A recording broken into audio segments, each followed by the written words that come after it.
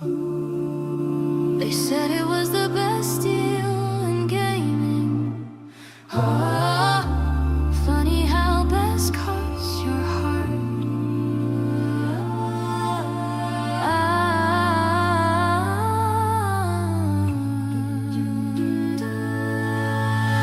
I bought a dream, but the price kept climbing. Locked inside a system, all the fun was declining. Pay to connect, even solo feels like a test. Greed in the code, yeah, it never rests.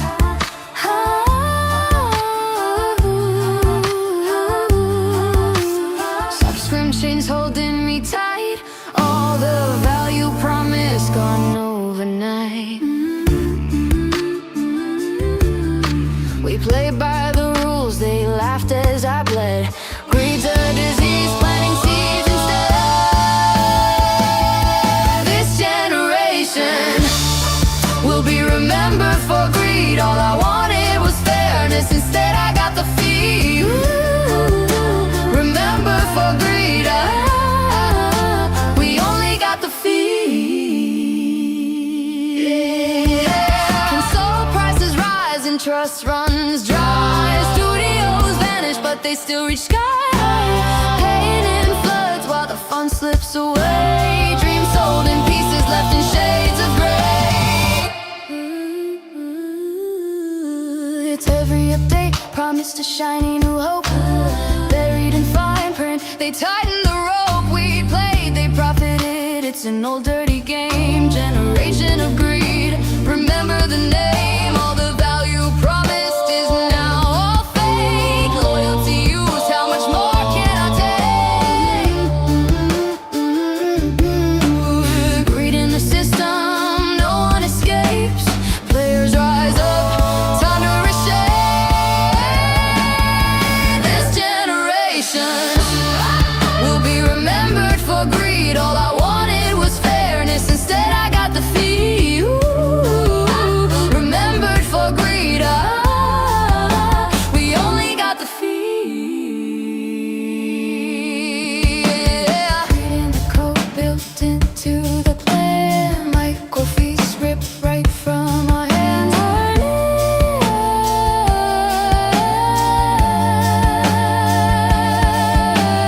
We loved our games, they love the cash now. Loyalty burns at corporate crash.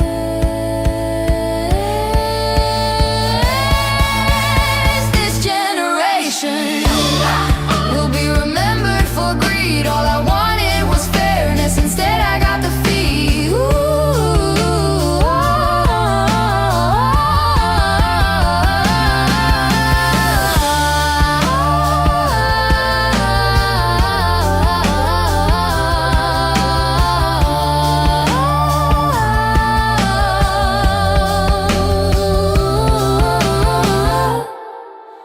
The best deal in gaming, never again.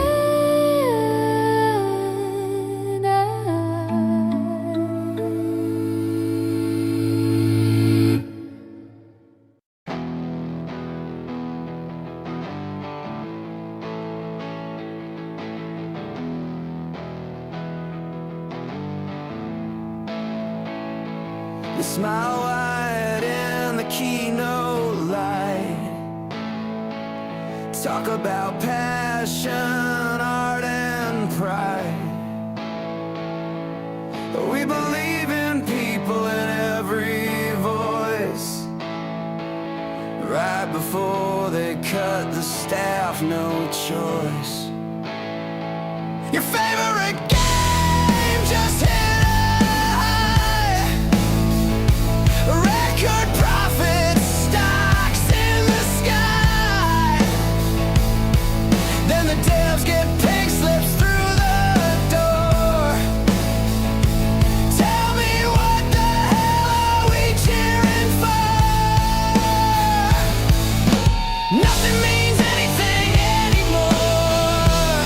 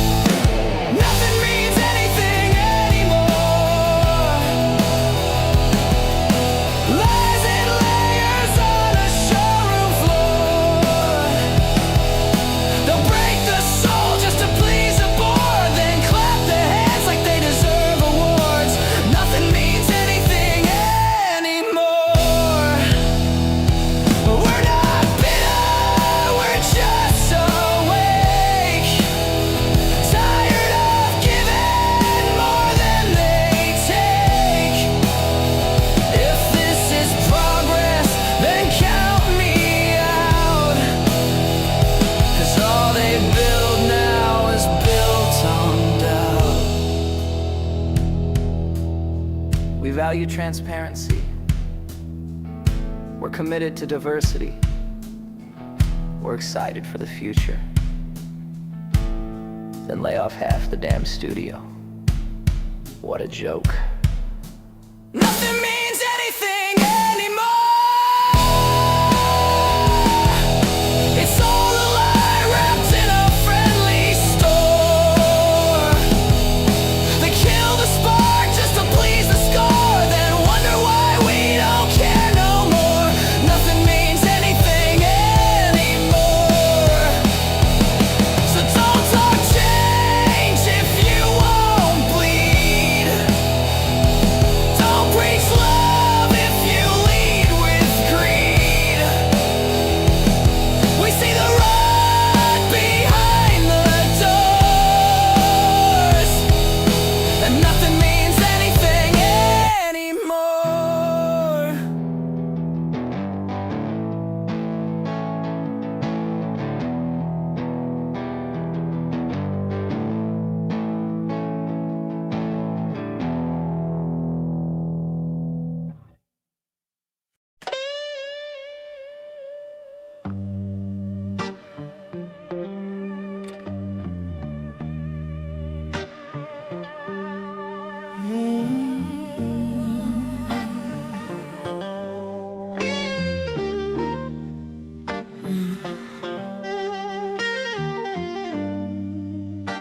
You can lean into sunshine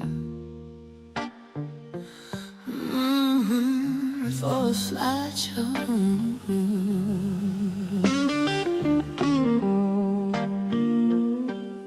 I fired up that brand new game, they wonder like, but my rig's crying mercy, can't get through the night. Promise me glory, world so alive, but my frame's in the floor, I can't keep the dream alive. Optimization, yeah, it's always the same. Optimization, they don't respect the name. I paid my money, but I paid my dues. Got them day one broken game. Optimization blues. Starfield, Redfall, Forspoken too. Big old promises, but they just won't do. The Last of Us PC, man, it crashed on cue. Borderlands 4 burning, GPU turned blue. Monster Hunter Wild, I sharpened my blade, but the frames per second just slipped and swayed. Black Myth Wukong, a legend inside, but that step dragon just ain't running right. Optimization, they sell the dream is true. Optimization, never follow through. You buy the hype, but you always lose. Welcome my brother to the optimization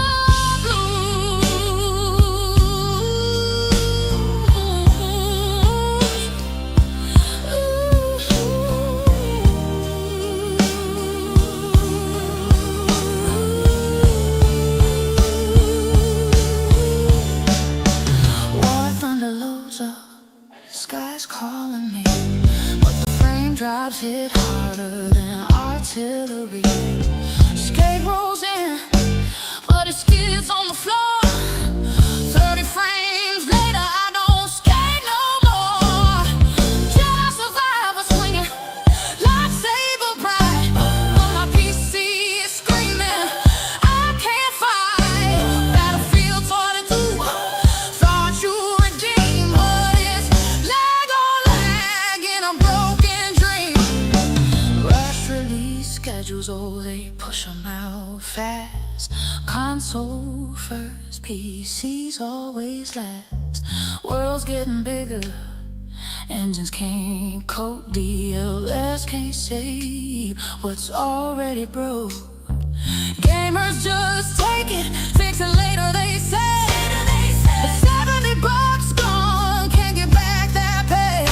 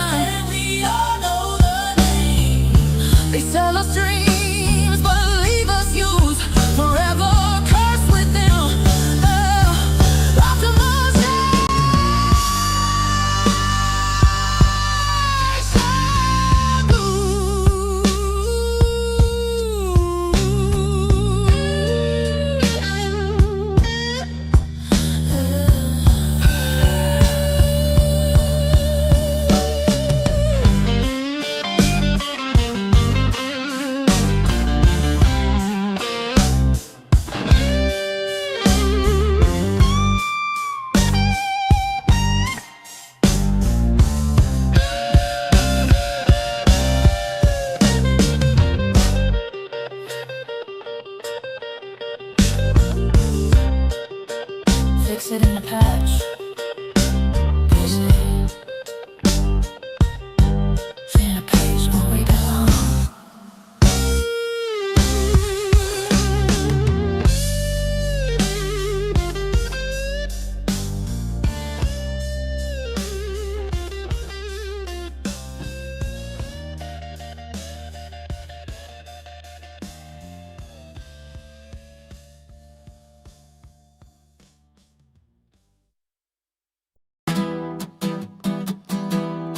Well, I booted up south of midnight, feeling fine. Got my spells, my sass, I'm ready to shine. Then boom, big beast, 20 arms, breathing fire. I died so much, my controller retired.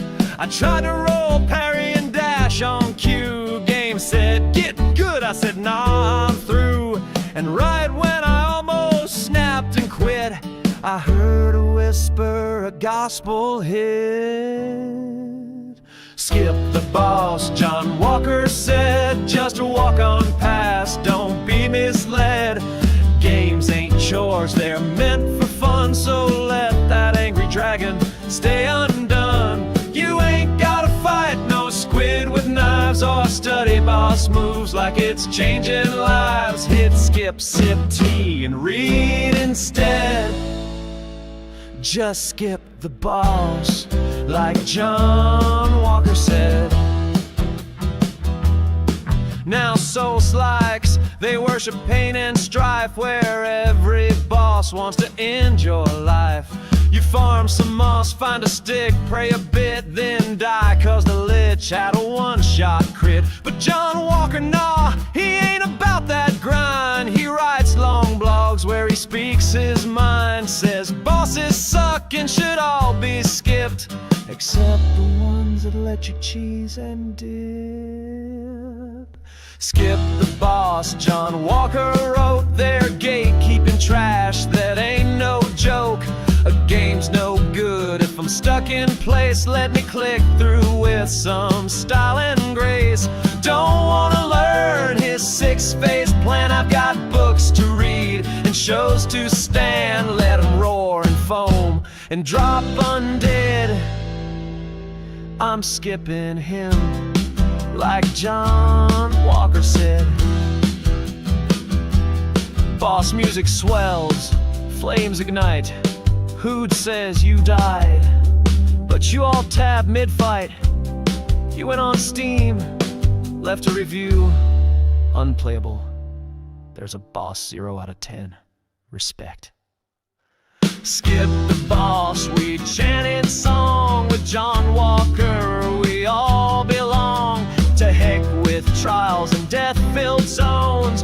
Let's play games from comfy thrones. No to walls, no to stress. Yes to stories and cozy quests. Why fight God when you could bake instead? Just skip the boss, like John Walker said.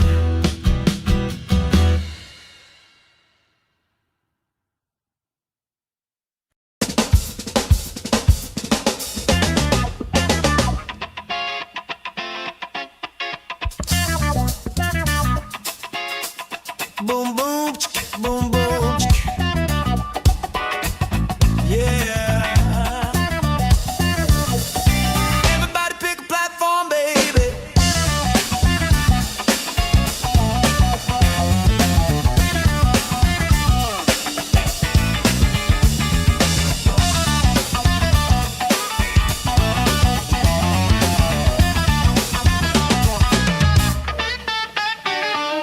Back in the day, I had a box on the floor. Xbox, PlayStation knocking at your door. Nintendo on the side like a funky little friend. Cartridges and colors that would never ever end. But now we got clouds floating over our heads. No more plastic kingdoms under our beds. Steam, Epic Game Pass kicking down the score. It's a funky revolution called the platform war. You log in, tune in, vibe and break in. Every little lunch you want a slice of your day. You get who's on top, hard to tell for sure. Everybody wants you in their digital world. That's platform wars, grooving the game. Not about the console, not about the frame. Steam, Epic, Sony, Xbox, open the doors. We're dancing in the middle of a platform war. That's platform war.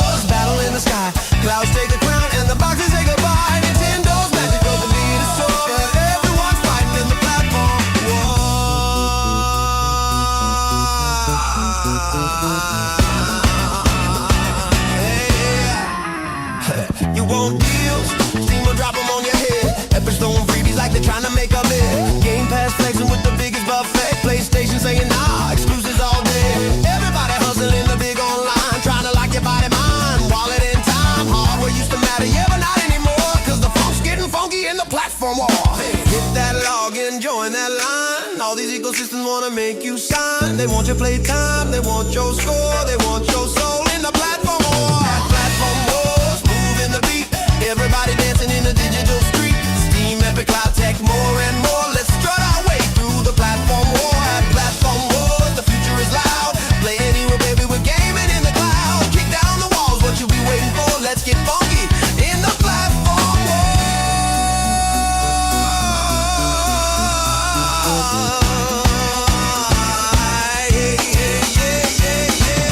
See the console kings on their plastic thrones. They're looking at the cloud like, dang, that kid's grown. No disc, no drive, no box in the store. Everything's vibing in the platform war.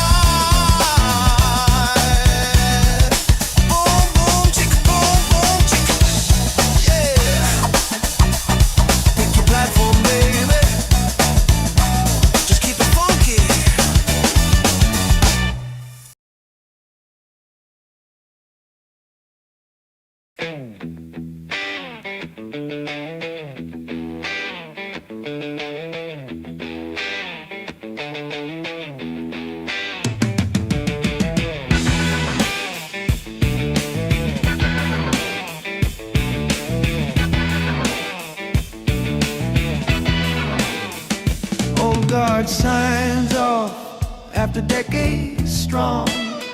Phil walked the road, tried to right what felt wrong. Built Game Pass Thunder, made the Xbox roar. But the winds of change knocked right on the door. Now Asher's here with a vision to cast. From Corey to the gaming mast. Says she'll listen, learn and keep fans inside. Console first, keep hardware tight.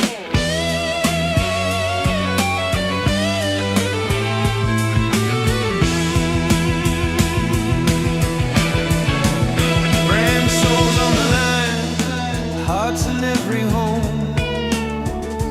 Gamers wonder if they'll stay or roam. From cloud to box to screens untold. Trust isn't cheap, and it's never sold.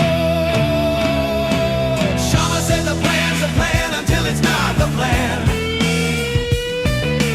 Redraw the lines with a steady hand. Booty's fixing content, rebuilding the brand. Shama said the plan's the plan until it's not the plan.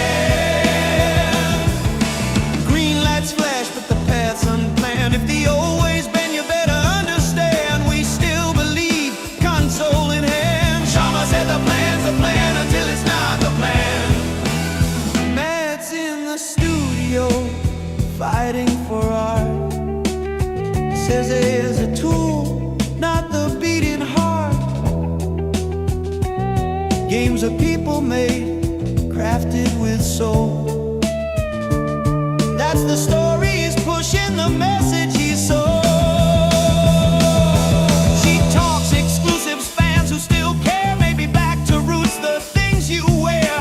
Halo, Gears, Forza, consoles, pride. Maybe keep them here where our flags reside. Legacy's heavy when the fans all wait. Want answers quick, not hope on a slate. Every step measured, every word checked. Brand trusts a bond that must be kept. Shama said the plan's the plan until it's not the plan.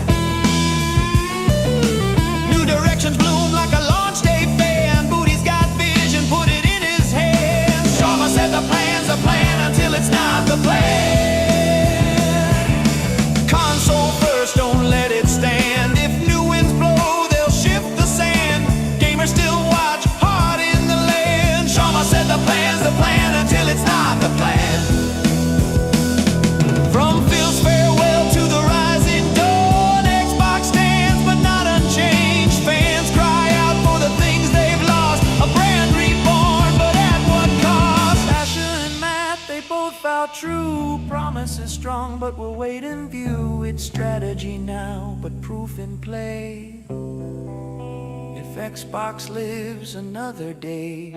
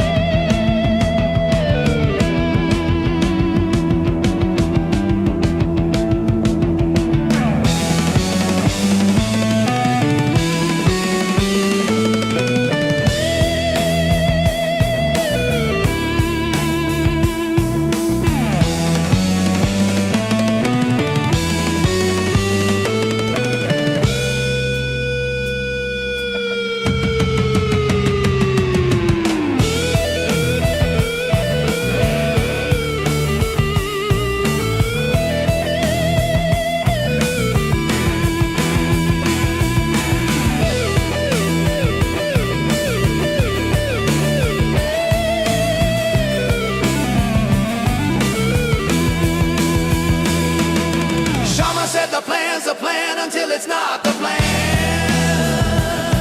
Rewrite the script, rewrite the plan. Booty steering games like only he can. Shama said the plan's a plan until it's not the plan.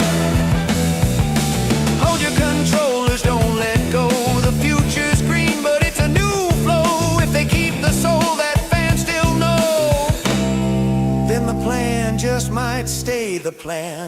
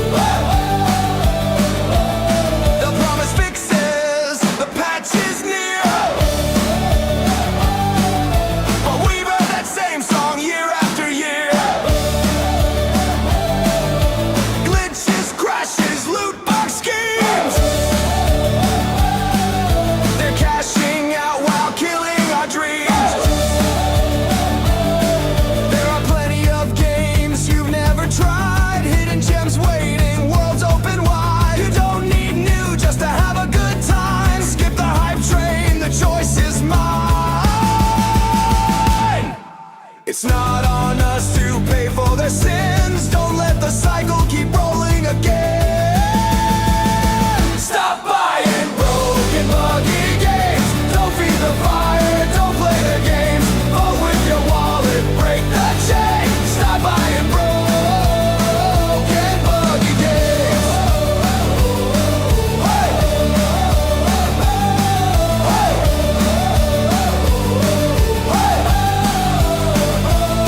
We hold the power in what we choose. Together we win or alone we lose. So take a stand, don't be the fool. Make them earn it, that's the rule. Stop buying broken buggy games. We want quality, not empty names. Gamers united will make the change. Stop buying broken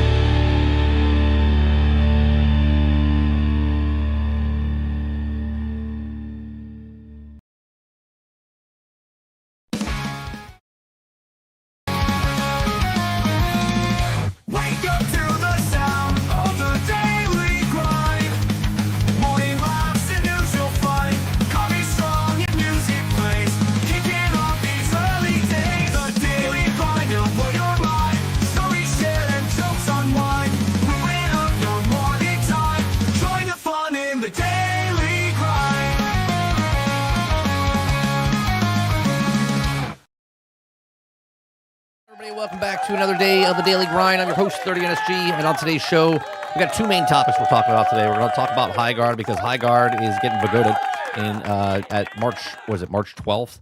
So just in like 9 days, Highguard's going down. So we'll go over a couple Twitter posts and whatnot with that. And then we're going to go into Crimson Desert because a whole bunch of 6-hour, not reviews, but thoughts are coming out. So we're going to watch that, see if they answer the question about console in any way, shape, or form. If you guys like what we do this Monday through Thursday from 10 o'clock in the morning till noon Eastern. If you like it, hit the like button, hit the subscribe button. If you'd like to go above and beyond that, become a member as little as $5. What's going on, chat?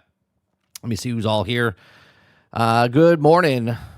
Oh, that's way too high. That's not from today. What's going on, Alterm? What's going on? Ward, Water Bear, Eclipse, Wonder Rose. Who am I missing? Just Enough? Jesse Mack, good morning. I think that's it. Botrix there. Kraken, what's going on? Good morning. All right. Did I say Altern? Good morning, Altern. If I didn't, there you are. All right. Let's get to the first thing, okay, which is a post from Highguard themselves.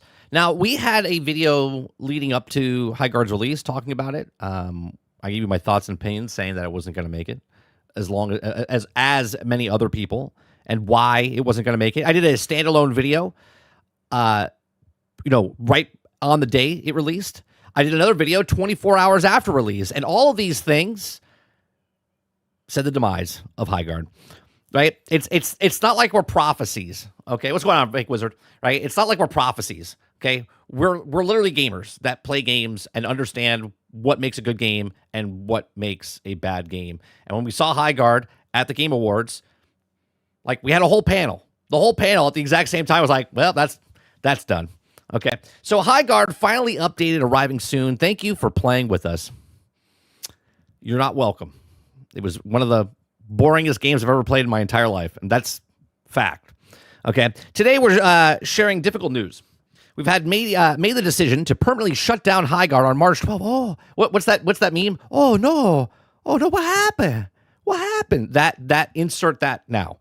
Okay, since launch, more than 2 million. You had 2 million players. You had 2 million players play your game. And what is the? Hold on. Please hold. 2 million players, and you have 299 players right now. Holy shit. Okay? In Highguard's world, and you shared feedback, created content, and many believed in what we were building. For that, we deeply grateful. Look, I know I'm not in this category here of getting thanked, but I did make content, and I did tell you that you needed to change your game much faster than you thought you would need, and I told you they wouldn't even get through their season pass. So despite the passion of the hard work of our team, we have not been able to build a sustainable player base to support the game long term. Servers will remain online until March 12th, and now you know that they paid for the half of the month, you know what I mean? And we hope that you all can jump in with us one more time. Why?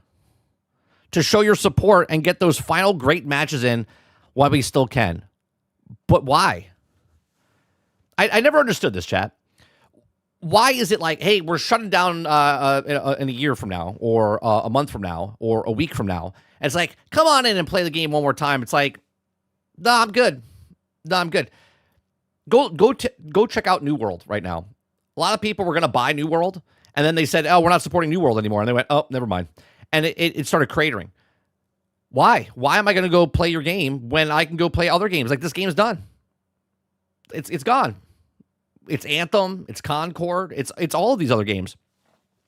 Okay? It says the team is excited to release one final game update. Enjoy the remaining life of the game. We'll be adding a new warden, a new weapon, count level progression, and a skill trees. Full patch notes are coming, and we're targeting tonight or tomorrow morning for patch release.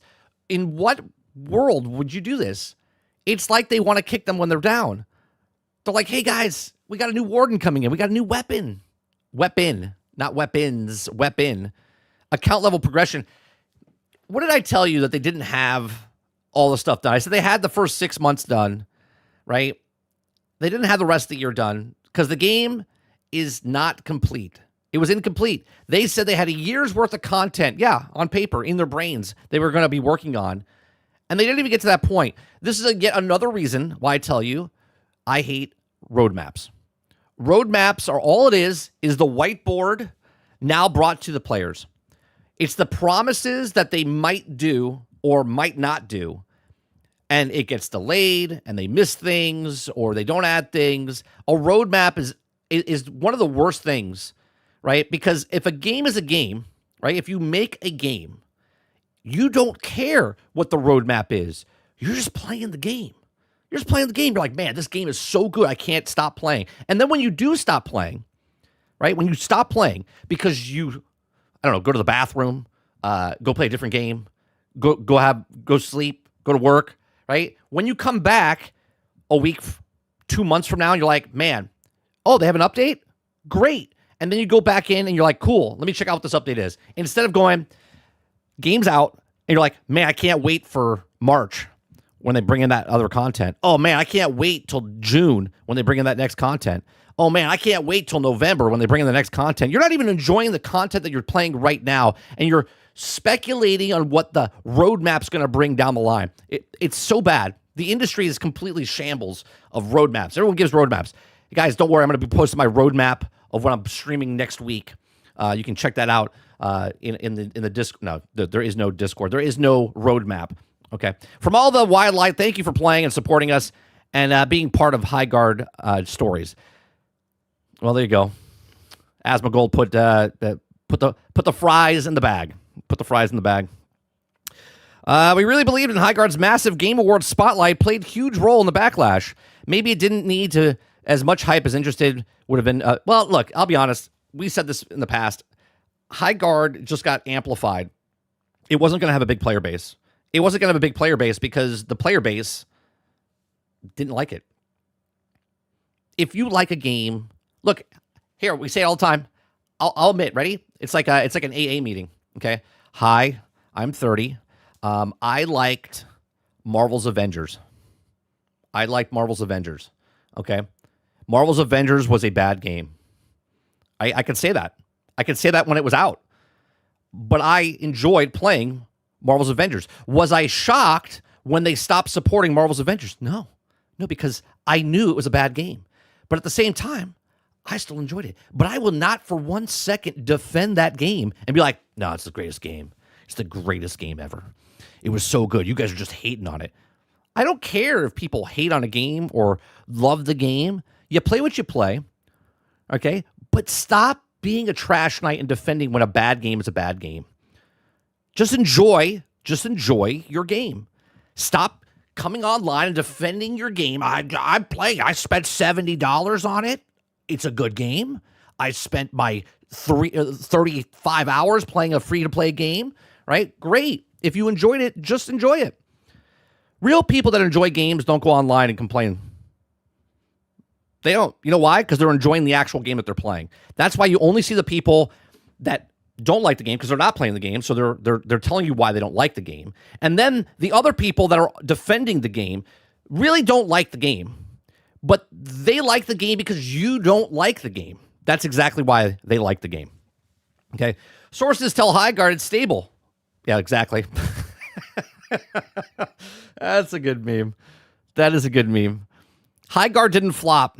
Community noted, reader added context. They thought people might want to follow. Highguard flopped, IGN article.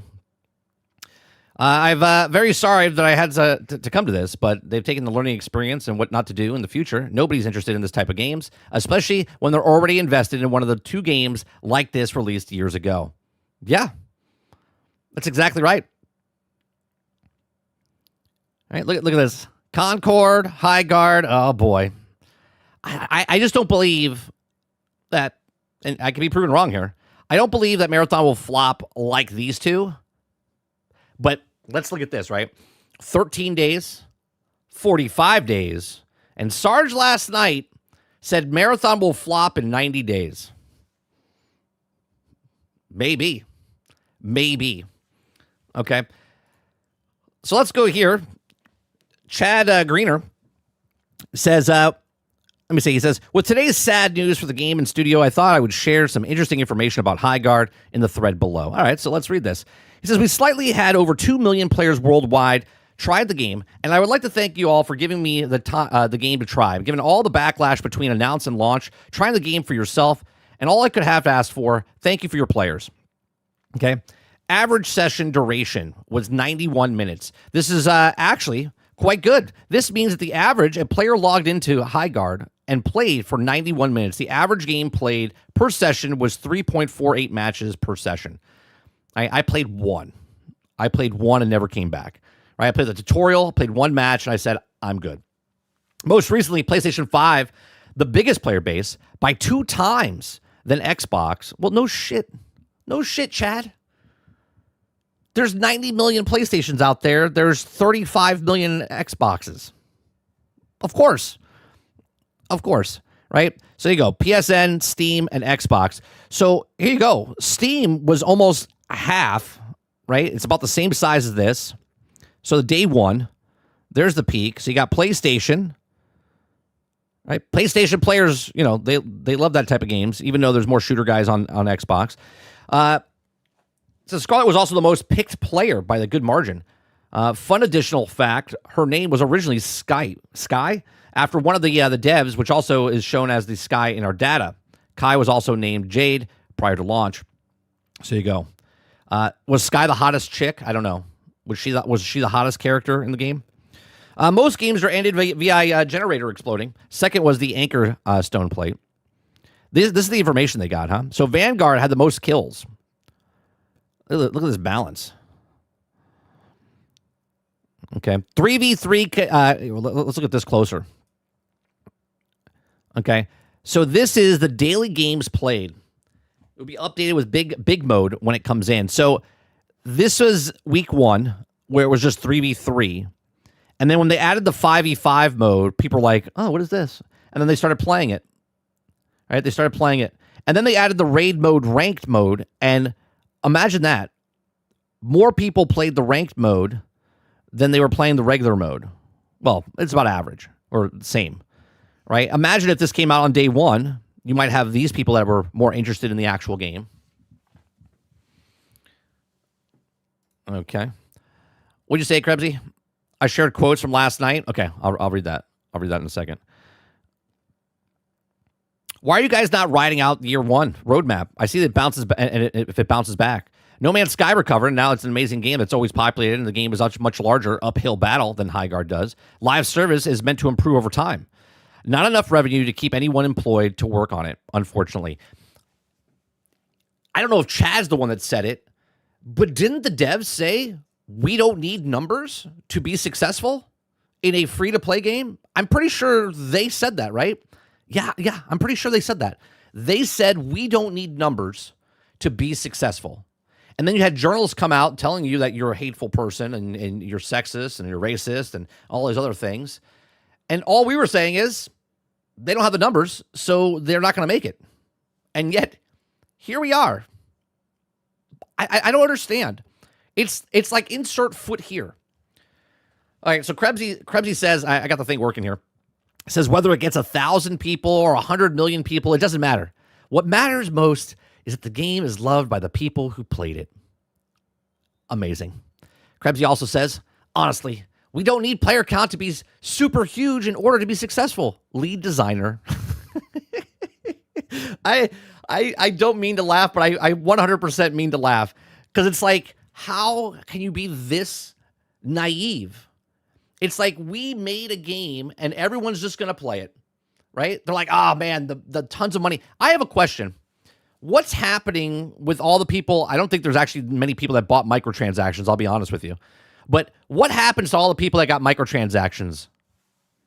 Are they going to get refunds? I hope not. I really hope they don't get refunds. I hope everyone learns a lesson from this, right? I really hope that everyone that purchased a microtransaction loses that money and they think about that for a second. They're like, I don't understand. I paid what they told me to pay. I bought all the microtransactions they told me to buy. Why is this game closing? I was supporting it. Man, I really hope they don't get refunds. Waterbear says, nope. They said no refunds. That's the best thing. That's the best thing Highguard has done. That's the best thing Highguard has done. You know why? Because the 5 people that bought microtransactions might think the next time when a game comes out, they go, you know what? I don't think I'm going to buy microtransactions this time. It's the best thing. It's the best thing they could have done. Amazing. Let's see what else Chad has to say. Oh, we already got that part. Here's Angry Joe. Angry Joe has said, wow, this is even faster than we predicted. They're cutting and running immediately, ending at episode 2. It literally must have been 0 money in the store with those skins. Our previous prediction, episode 3, April or May. Alex said episode 4, June or July. And OJ said episode 5, August and September. There's the roadmap, guys. There's your roadmap. And look, there's some surprises here. These surprises should have moved up a little bit, right? And remind you, they didn't even get to episode 3. I guess they're adding the new warden. Maybe they're throwing in the new warden. So maybe they got to episode 3. It's fucking crazy. It's absolutely crazy. You know what? But we did get a song out of it. It's totally worth it. We totally got we got a song out of it, so we're good there. Altered says refunds. They don't have money to pay servers for the website. There's no way they have money to give refunds. They already spent the money they made? That's amazing. Gravity says, be smart, informed consumer, not a dumb customer, not a dumb consumer. Who's okay eating shit? Well, those people are. The people that are like, this game's amazing. This game, you guys are just hating. Look, by all means, enjoy the games that you enjoy, but just know that if no one's playing a PvP game, especially a competitive PvP game, and you're loading in and you're like, yeah, this doesn't seem very good. Like, lying to yourself because you want to hate on the chuds, by all means, continue. By all means, continue. Sarge says, Angry Joe's team has drank the Kool-Aid, then need to come back. What do you mean they drank the Kool-Aid? They said, Sarge, it would end April and May. That's pretty close. I said it would end in May. Right? You said February 2nd, which is Groundhog's Day. I said May. Right? Which is episode 3, part 2. Hell, didn't Travis ask me like on Monday? He's like, when do you think it's going to? I said, it'll probably last till the summer still. There we go. Wrong. We're wrong. Crowded says, this could be the hot take, but in my opinion, it was free game, and I don't think they own anyone refunds if they even bought cosmetics. I mean, if a game closes so fast, they would have to give refunds, right? But it was 45 days. They played a bunch of time, and look, there was so many signs, Crowded, that this game was going to fail. If you bought microtransactions, I think that's on you, and I don't think they get refunds. Waterbear says, what's funny is Crowded is that they're blaming Jeff for the failure. It wasn't for him. They would have started off with like 5,000 players and ended up with less than 5 days. Well, I actually think, Water, it would have lasted longer. I think it would have lasted 60 days, maybe 90 days. It still would fail, but it wouldn't have been under the I shouldn't even say microscope. It should be under the telescope. I think because it got amplified because of the Game Awards is why it's got an acceleration of 45 days. Jesse says Highguard already failed since the Game Awards. They didn't back up the by Tencent. Then they were already shadow dropped their game. I don't think the shadow drop was the problem. I think if they did a shadow drop, I think it would have had a little bit more buzz than when they did the Game Awards. 30. How long will Marathon last? Now, I don't know. I said a year, Dupless, is what I think. Because regardless of what the numbers are, I think Sony needs to make it last at least a year. Sarge has said on record 90 days. 90 days, yeah.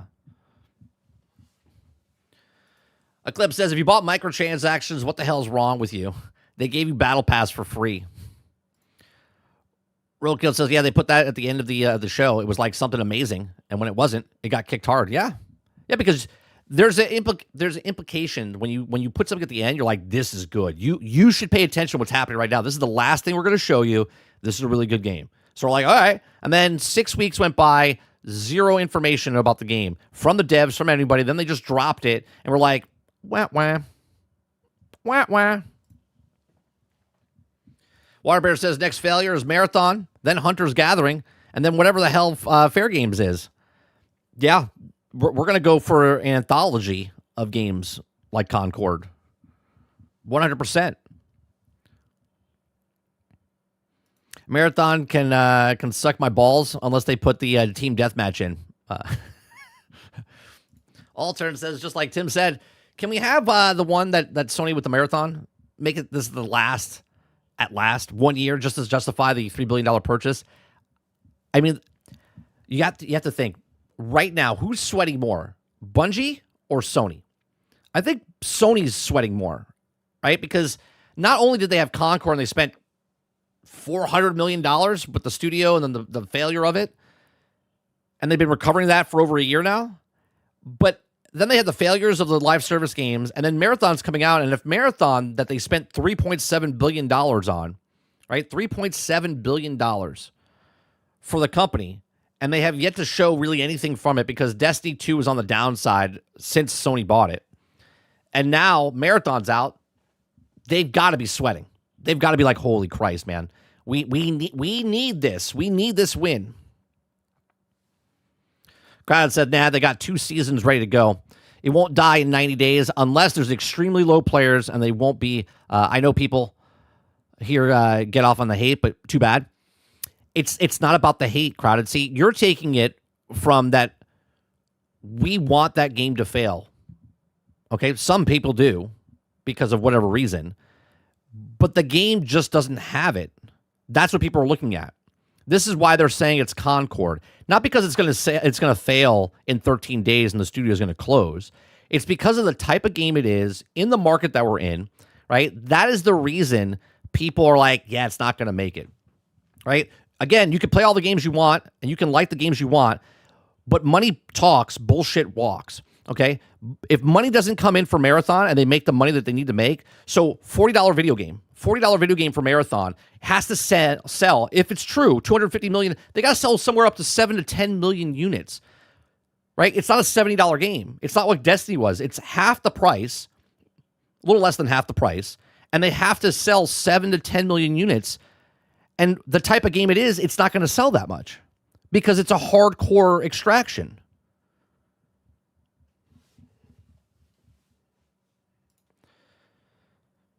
Krabsy says, damn, we aren't going to get the memes of Highguard showing up at Summer Game Fest. No, that's sad.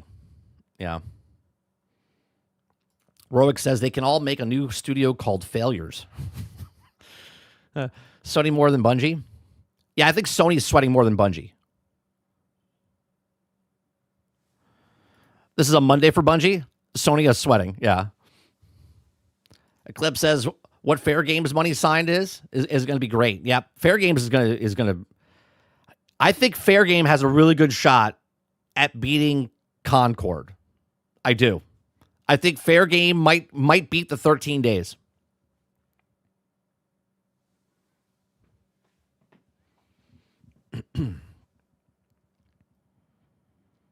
What time does Marathon drop? If the numbers aren't near 150 to 250,000 prime time tomorrow, I'll give Marathon 3 months to live.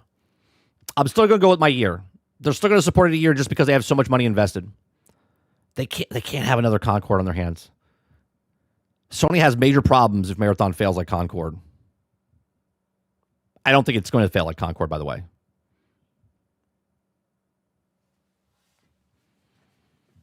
Roadkill says, yeah, Sony is just, they need to stick to what they're good at. Bungie needs Marathon to succeed to stay open. Marathon could flop and Sony could also still have record profits. That's true, but we do understand that Bungie, no matter if it's successful or not, is going to just get folded into Sony anyway, right? Bungie's done, regardless.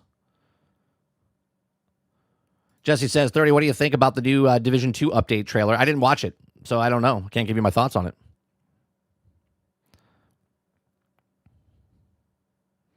The Haters Are Just Loud. It was number 2 on Steam. Yeah, but that's number 2 on Steam, but that's only for like current revenue, right? We know that Resident Evil 9 sold like 5 million units, right? Number 2 could sell 100 units and be number 2. It could sell 2 million units and be number 2. Even if they sell 4 million units, right?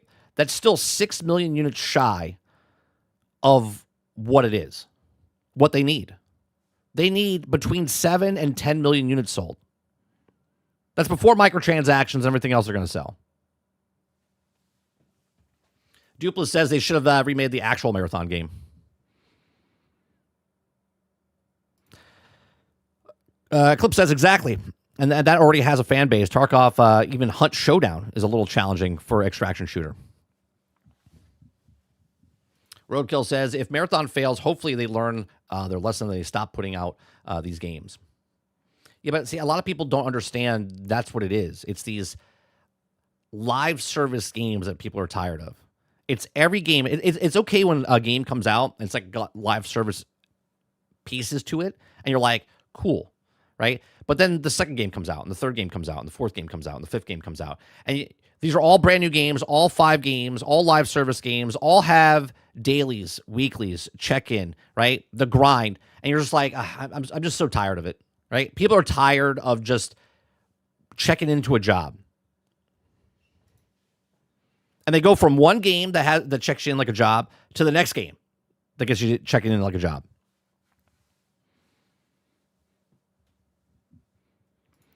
Roadkill says Sony's good this year, no matter what they will do with PlayStation 5, GTA 6, Wolverine. Sony don't got to really worry about anything this year, I think. Yeah, I mean, obviously they're going to sell consoles and stuff when GTA 6 comes out for sure. They'll probably sell consoles as well for Wolverine. I think Wolverine, if it sells 4 to 5 million units, that'd be very successful for them. Again, I don't know the budget, but I hope you're right, Crowded. I hope you're right. I hope that when the game comes out and it slowly goes up and it's successful. Sony got canceled. Sony canceled Spider-Man: The Great Web for Highguard. Well, Sony didn't make Highguard. Highguard wasn't Sony.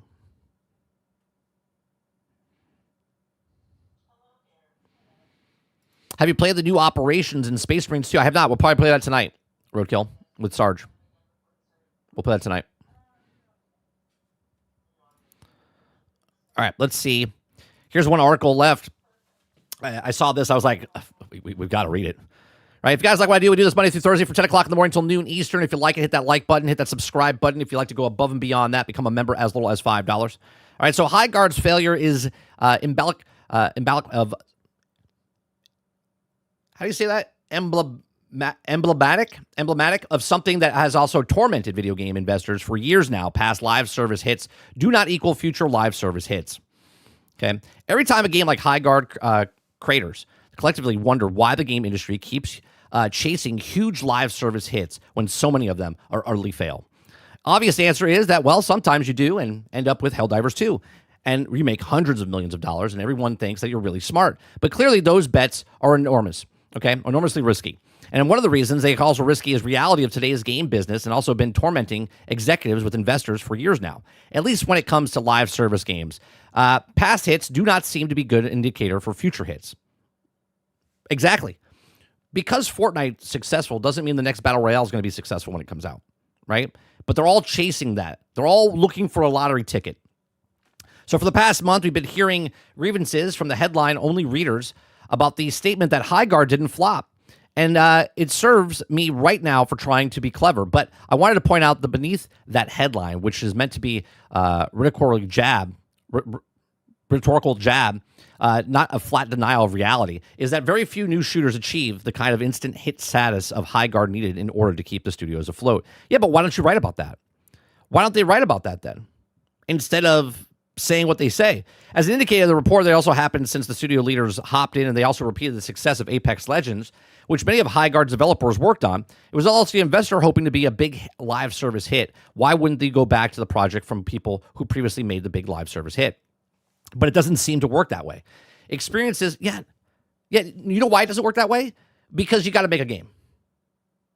Highguard was not a game. It was a concept that would have been, it literally was a survival game. They came out and said it. It was a survival game before it was what it was today. Hence why you had to mine stuff. And I'll tell you what, if it was a survival game, just a survival game, like all these other games that come out, I probably would have enjoyed it more. I probably would have played a lot of it and said, oh, you know what, it's actually a pretty good survival game. But that's a completely different universe. They completely changed it to this new thing. And they're like, I can't believe people didn't buy it. And it was free. Buying it means play it. And they're like, I can't believe people didn't play it. 2 million people played it. And 1.99 million people said, no, I'm good. And they stopped playing it. Right? Just the other day, Riot Games, one of the most successful developers in existence, laid off a big portion of the dev team for a fighting game, 2XKO, which is developed to input some of the world's foremost experts in the genre, yet clearly hasn't attracted the audience Riot desired or expected. Even Valve, working on the Magic of the Gathering designer Richard Garfield, is also in full control of Steam, and arguably centered around PC gaming, couldn't sustain a card game, which perhaps explains why they're taking such a slow, cautious approach with the latest game of Deadlock. Make a game. Stop chasing trends. Make a game. So, what are the big players in the game industry to do when even the best bets lead to millions in losses? Well, every 6 months or so, the game like Peak, whose development began in the game's jam, climbs the top of the Steam charts. In a lot of cases, we just given up. The frenzy is early pandemic investments. It led to some infamous flops like Concord and Highguard, but also dozens of games that have never got the chance to flop or succeed and will never know. Yeah, that's how it works in business. That's how it works in YouTube channel worlds, okay? Make a business, try to sell the product, right? Make a YouTube channel, see if people will watch. Make a video game, see if people will buy it and play it. Make a TV show, see if people will watch it, right? Or pick it up and then watch it. Get advertisers. This is how businesses run. I don't know if these people know this. In 2024, for instance, Microsoft canceled a big survival game that was developed by Blizzard.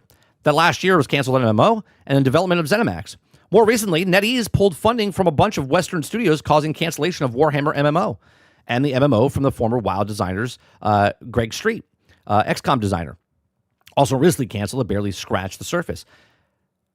Even though I look at this Warhammer MMO and go, man, that probably would have been good, they were looking at it going, how do we monetize it a really lot? How do we get it down to the point of we have to make microtransactions? Instead of just making a game and then selling the game, they try to make a game and they're like, how can we fit microtransactions in this game? How can we get more people to come in the game and spend more money? Instead of the old traditional make a game, sell a game, where you charge $60, you charge $70 now, right? You made more money because they went to digital. So you're making more of the pie there because you don't have to pay anybody else now. So you made more money there. And then you're like, oh, let's put battle passes in. Let's put microtransactions in for skins, right? And they just kept doubling down and tripling down and quadrupling down. Then they're like, well, you guys just hate it and we can't afford it. Or you could just make a game. Keep it under budget, make a game, sell a game. Right? Beyond the rash cancellation of layoffs, which also probably not over, the future of the industry is still hazy. It's hard to glean much from the new Xbox boss comments from forcing the core Xbox fans and players. And we'll have to wait and see if the RAM crisis plays alongside the rise of perhaps fall of generative AI investments. I think we'll all start getting hints. I think we'll all start getting hints of what head relatively soon through the last of the big pandemic swing success. Catastrophically, or canceled, or investments made after the word of metaverse. Mercifully dropped out of the everyday speech, which is from here on out hearing that the indie devs are hard to come by, start to bear fruit. Look, there's plenty of games out there that are good, and you only have 24 hours in your day to play video games. I know it's hard to admit that, okay, but you only have 24 hours in your day, and you don't use all 24 hours to play video games. Maybe some of you do, but the mass majority of people don't spend 24 hours playing video games. The average person plays 2 to 5 hours a week. And these people is who they're trying to capture. These people they're trying to capture to keep staying longer, play more games. But there's way more games in the industry now, right? If let's go back to Twitch back in the old days. When Twitch first started, there wasn't a lot of people streaming. There was like a couple of hundred, maybe 1,000 people that were on stream. Those people, if you go back to Twitch now and look at those people that are still streaming today, all have millions and millions of followers. Very successful. They've been doing it for years, and they're big. Why? Because of the best? No, it's because they were there early. Now on Twitch, there's millions of people. And on YouTube, people started way back when, and they got successful, right? Are there people that can become successful now? Yes, but they have to break through all of the other stuff that's out there to make their channel, make their game, make their movie come through and shine. So the competition's even harder. Competition's much harder to get traction now. You can't just make a product and go, well, I made it. It's going to make millions.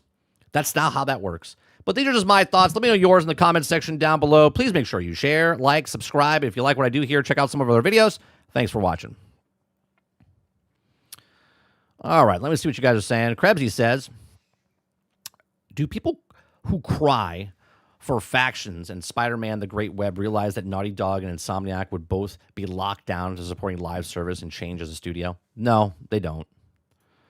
They don't. What's going on, El Dente?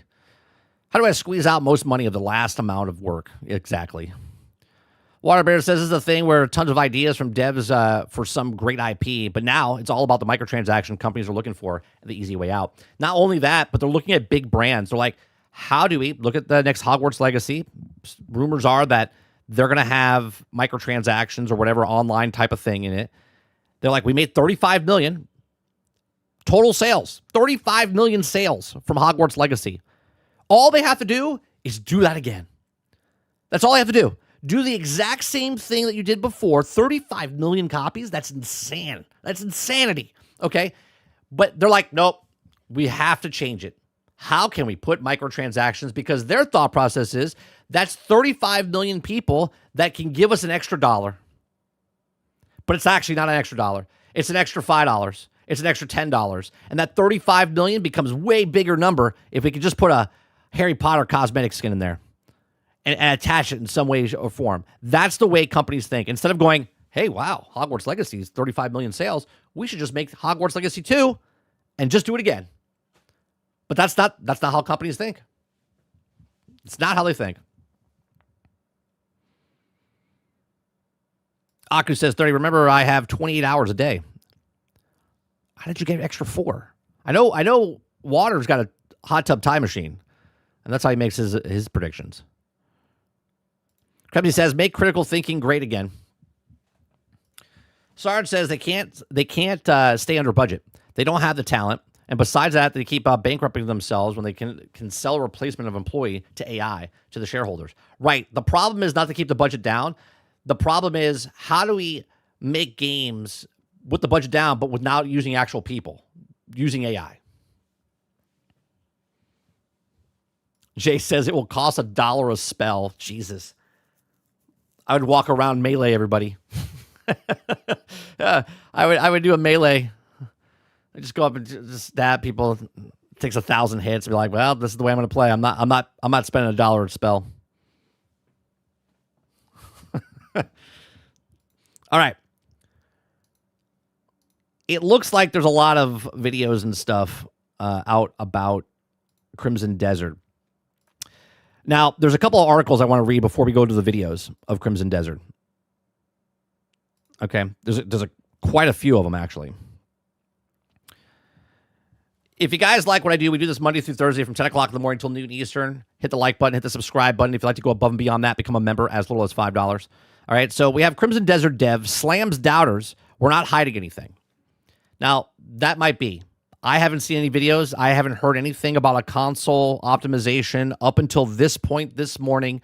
If you guys have watched something and it can tell me otherwise, cool.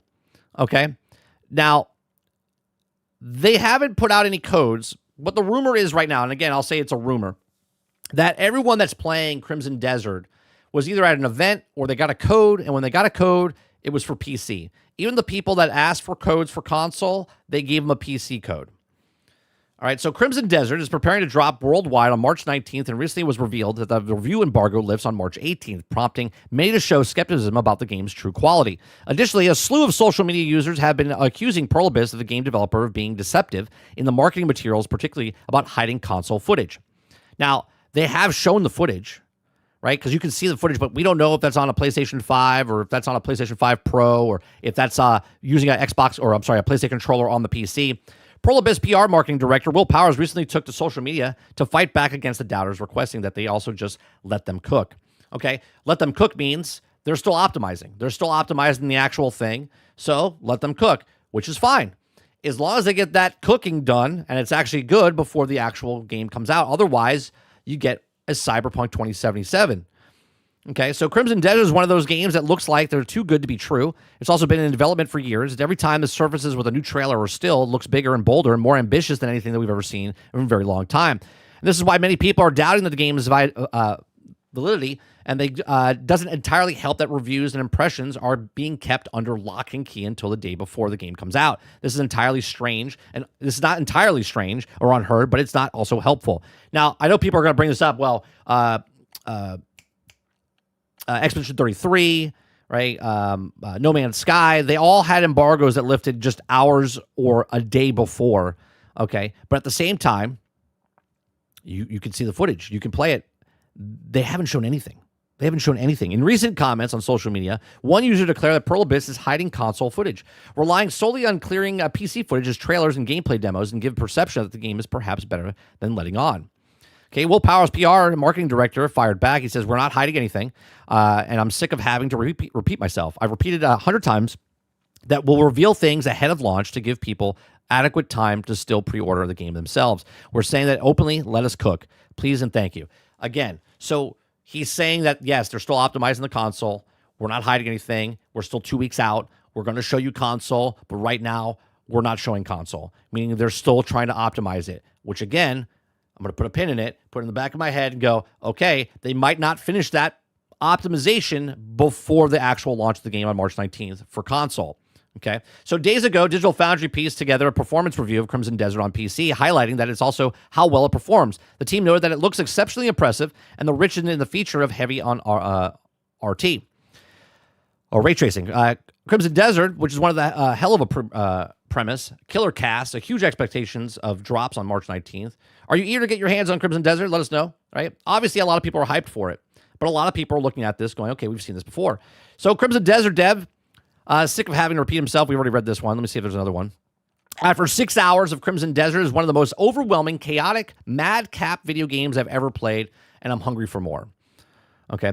I was going to say, did Morgan Park write this? Pearl Abyss is engaging in biblical acts of design hubris, okay, and somehow working out.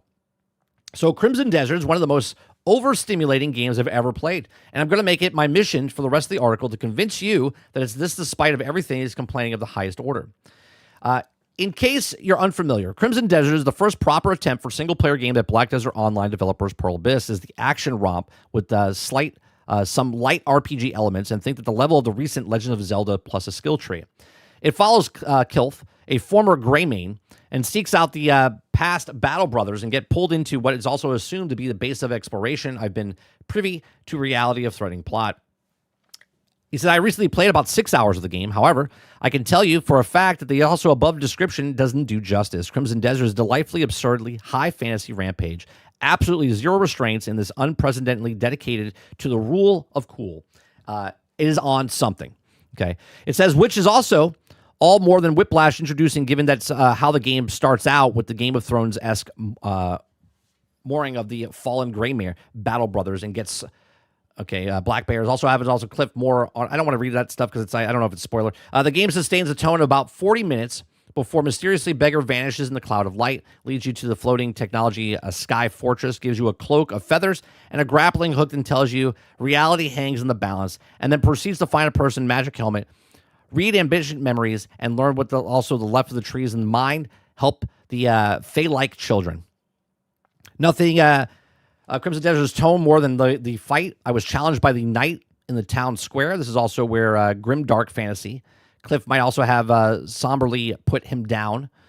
Crimson Desert, however, spends 5 minutes learning how to do a jump kick from the guy, stabbed him a few times, watched it, stood up, and bested analogy from a Dragon Ball Z praised my strength. It's like if George R.R. Martin had gotten reality into a Bollywood action movie. Actually, that's a pretty good description. right? It's like a Game of Thrones Bollywood action movie. You also know it can also be sick as hell, where legions of soldiers launch themselves onto enemy walls, tree catapults, and also haven't happened in Crimson Desert yet. But I can also tell you that the mechs of the knight who also teaches you how to body slam people, and we did it, and I would barely be out of place. This also sounds like it shouldn't work, but honestly, Crimson Desert has one done nothing delightfully tapped into an inner 14-year-old transmitter and set to them firing. The combat system is absolutely ravish to play with the new toy. At the event, fellow journalists marveled over the shoulder and the fact the developer's completely distinct combat style from them, chained 3 strike heavy attacks into the palm strike combo, and then kept my foe stun-locked long enough to charge up to the jumping double kick to the chin. Then the skill tree might change, absolutely flooded with options of archery, unarmed combos, sword play, using the aforementioned grappling hook to hurl enemies over the top of the shop, over the shop. Cliff himself is quickly discovered to actually unlock the ability to swing off objects like Spider-Man. I'm not joking. Launch into a Sonic the Hedgehog style attack where this spins into a ball. Okay? It's like whatever you think this game has, it has. Okay? Can also parry. He can also grapple. He can also do 5 straight vertical jumps, then do a Red Dead style Deadeye flurry of arrows in a bullet time. He can also meteor strike from the heavens and belly flop onto his foes. He can also apparently throw a tree at people. I mean, okay. This is a counterbalance by the fact that Cliff's opponents have a lot of ways to ruin your day, too, giving almost as good as they get. Hurling you about the graps, utterly swarming you with blades. These guys don't wait their turn, I can tell you that. Which we noticed when they attacked, right? We were like, and this is what we're asking for the John Wick game that Saber Interactive is making, right? I was like, make sure there's more people attacking you than just one. If this sounds overwhelming, that's because it is. But as I played more Crimson Desert, I simply decided to surrender myself to the nonsense, adapting to the same mindset I did while also playing Dragon Dogma 2. And you know what? I had a blast. This game has a combat sandbox. Cliff has also many ways to dispatch people. The object starts to becoming less and how to dispatch these foes effectively. And more, how do I dispatch these foes in almost clippable way possible? I felt like I was also imagining an over-exaggerated puppy must feel like wrestling with a fellow dog in the mud. The biggest mark of absolute biblical greed is display of Crimson Desert, however, the fact that it isn't even the only character you can play. Later in the game, you unlock 2 characters, and also they share similar classes as Cliff. Let's see what else. Everywhere video game all at once. At the tail end of the preview, I was given access to a few saves. I would not record, but I can also, in fact, talk about it. We're also given the dragon mount, which you can also get later in the game, as well as a flying mech. On this dragon, it took almost a solid 5 minutes just to drag Cliff from one biome to the next. That's crazy. 5 minutes to just go across a biome. Obviously, I cannot vouch for whether or not this is also an ocean as it is an inch deep. Jesus. Mine is judging by sheer amount of objective hidden. You can't go in water. I know people are going to say, I can't go in the water. You probably go in the water and you probably die. Or you can't swim or whatever, right? You cannot go in the water. There is no water in this game. There's no underwater, so it's not Grand Theft Auto. But you have the entire goddamn sky. Okay? So it's slightly concerning amount of busy work Crimson Desert will be throwing at you to bolster the fact that it's also a thing it wants you to be every video game at once. Breath of the Wild style cooking is presented and created consumables. You can also cut down trees for lumber. You can also get GTA style bounty on your head. You can also gamble or wrestling minigames. You can also get faction reputation up to go to the bounty hunts. You can also be clear out outposts, or you can go fishing. Or you can, according to someone, get a couple of stations over from me, bribe a member of the church. For what purpose? It's unclear. And this is just uncovering the stuff that I found in the 4 hours according to the prior gameplay videos and discussions from Pearl Abyss. The game will also have a harvesting, ranching, stronghold management, follow mission, and mini-games galore. The real question here is whether or not Crimson Desert will buckle under its own mammoth weight. Is this about the question in the middle of my mind? Question in the middle of my mind that previewed a decent amount of those fears. Everything I did was also basically fun, but it's also felt like it was starting down a barrel of a Colossus game, one whose dev have Icarus as a role model. So basically, the way I'm hearing it is that people are going to play this game and be overwhelmed, and then they're going to stop playing. Is the way he's structuring what he's saying. It is though as every idea, very feature pitched meeting, Every post in Note for the world could be cool. On developers' desks has also been fleshed out into its own full-blooded mechanic. Crimson Desert wasn't so hilariously unrestrained. Crimson Desert mechanically is somewhat charming and pairs really well with its also story filled with NPCs who also feel well-suited. A man who also can't stop throwing tantrums over his goat's stolen horns, or is also a strange interdimensional wizard in the Sky Fortress, all seem completely reasonable addition to the game, where I can body slam a group of bandits from a top rope. It also helps that also Crimson Desert takes itself so seriously. This is an utterly absurd game, but it's also completely sincere. You won't need to find a single lampshade or so. Yeah, I don't do that now inside. Cliff takes a presence of dimensional sky wizard in his stride, and the world warps and consistent moon logic. All right, let's watch a video. Who should I watch? Who should I watch, chat? I know you guys were saying Skill Up doesn't really like the game. Should we watch him to get that perspective? Or he was bitching about stuff. We got Luke Stevens. I played for 6 hours of Crimson Desert. We can watch him. We got, who else we got? Let's go with Crimson Desert. Preview impressions. We got Azarak. We've got IGN. We've got Skill Up. I think we're going to do this one. And then let's do IGN just to see what they have to say. Who else we got here?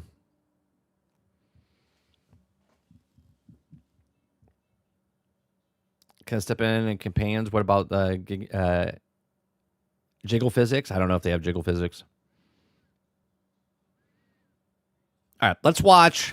Well, everyone, the day has come. I played over 6 hours of Crimson Desert at a preview event in Los Angeles, and today I get to tell you all about it. Long story short, early last week, we flew out to Los Angeles. Once we were there, we took a bus to the 100 Thieves HQ, and there they had set up a bunch of computer stations with a recent build of the game installed. And then we were given access to the game in 2 different chunks. First, we were allowed to play 4 hours of the game from the opening credits uninterrupted. If you sat in the chair for 4 hours, you got 4 hours of uninterrupted gameplay. Just start and go. We were not told to avoid certain areas. We were not told to... That's good, right? Don't avoid anything. That's good. So you had free reign to do whatever you wanted in the game. Not open this menu or not go over there. We were allowed to do whatever we wanted in that 4 hour period. And once we hit the 4 hours, we stopped, got to go eat our lunch, and then we were given access to a late game save file. Some of us were even given access to 2.5 hours of gameplay in that late game save file. We were allowed to capture all of the footage from the first... We're not going to watch all of Luke's because it's like an hour long. First 4 hours, but the end game save file, we were asked not to record. There's probably a couple of reasons for that we'll get to in a minute, but all of the footage you'll be seeing in this video is from those first 4 hours of the game. And after the event, I went back to my hotel room at like 1 in the morning and decided to film the video.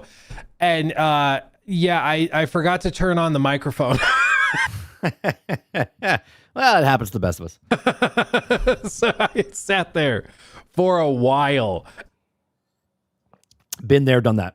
And it wasn't usable. So here I am refilming it, and I'm going to go into a lot more depth in this video as a result. So you're welcome. But to put it simply, I am thoroughly impressed with Crimson Desert. Is it perfect? No, I did run into a few bugs in the endgame save file, which would be frustrating if I ran into them in the final release of the game. But personally, my experience with the game in terms of optimization was damn near flawless. I had no crashes, I had no stutters, I had no frame dips. It ran immaculately at over 80 frames per second for the full...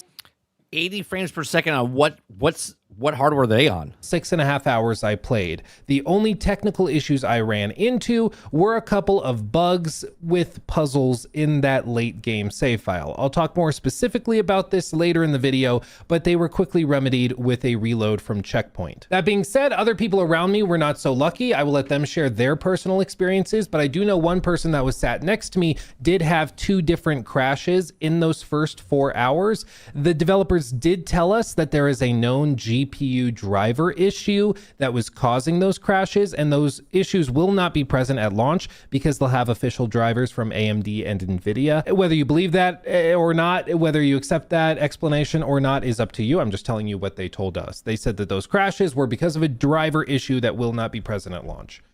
Make of that what you will. As for the gameplay itself, this game is everything it appeared to be in the trailers. It is insane. It is massive, but it is also not going to be for everybody. If you're still holding out hope for a Red Dead 2 or Witcher 3 level narrative, you're not going to find it here because that's just not what this game is. But if you're hoping for a vast sandbox with some honestly really surprising gameplay mechanics and interactivity, I think it's going to blow you away. This really is one of those games that you will either think is a generational 10 out of 10 as far as I can tell, or you're just not gonna get it. You're gonna be like, I don't know why people like This is what I'm saying from the article that we just read, right? The guy said there was so much stuff in there. The way he was writing it, it sounded like he was like super overwhelmed, and that they would buy it, they would play it, but they would get bored of it because they'd be like, I don't know what to do because there's no hand holding.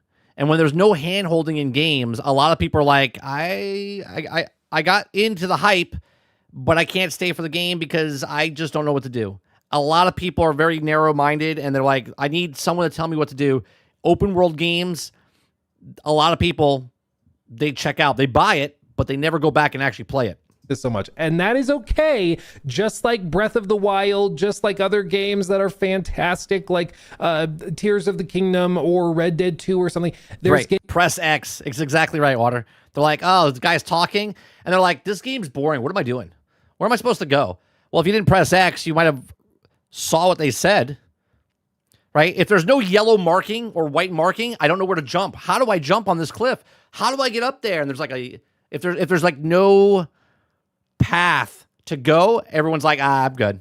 Games that some people love dearly and other people just don't get it. And that's okay. But that's why I'm telling you, if you like what the trailers are presenting, you're probably going to really like the game. But if you're holding out hope that there's actually some sort of insanely deep narrative or there's a bunch of choice and consequence in the story, that's just not what this game is. But having said that, there's a ton of really funny and interesting little tidbits here that I'm going to share with you. And I even discovered a gameplay system by watching one of the devs. And it's something that has not been made public, but that I think is absolutely crazy. So I'm going to tell you about that as well in this video, because it made me think of Breath of the Wild instantly. So buckle up, we're gonna go through a lot of it. I have 4 hours of gameplay footage. I can't just release all the B-roll. They asked that we edit it and cut it up. So I'm gonna go through all of the big important bullet points of my time with the game, even getting down to specifics of the combat controls, how individual boss fights work, and all of that stuff. But don't worry, I will not get into spoilers for obvious reasons. Everything I discuss will be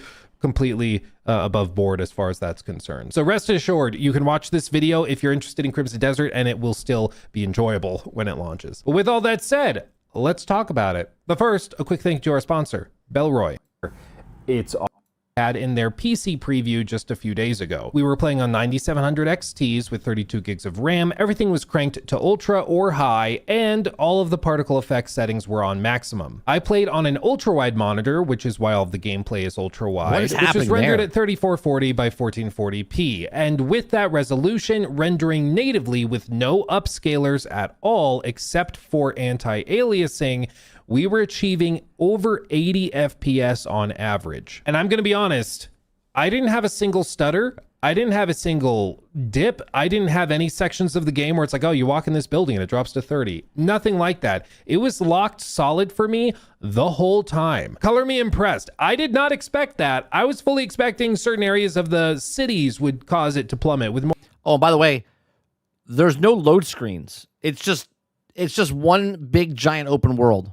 more NPCs, or maybe when you go into caves or areas with heavy water, it would plummet. But I did not have a single time where the frame rate dipped below that like solid 80 FPS target. Apparently it was like mind blowing. Not to mention that there were multiple sections such as this one where Cliff is floating on a platform high into the sky and the draw distance is Look at that draw distance. It's so ridiculous. absolutely insane. And even when I was up here, the frames Look at all, holy shit. is Look at all of the other absolutely islands up in the sky.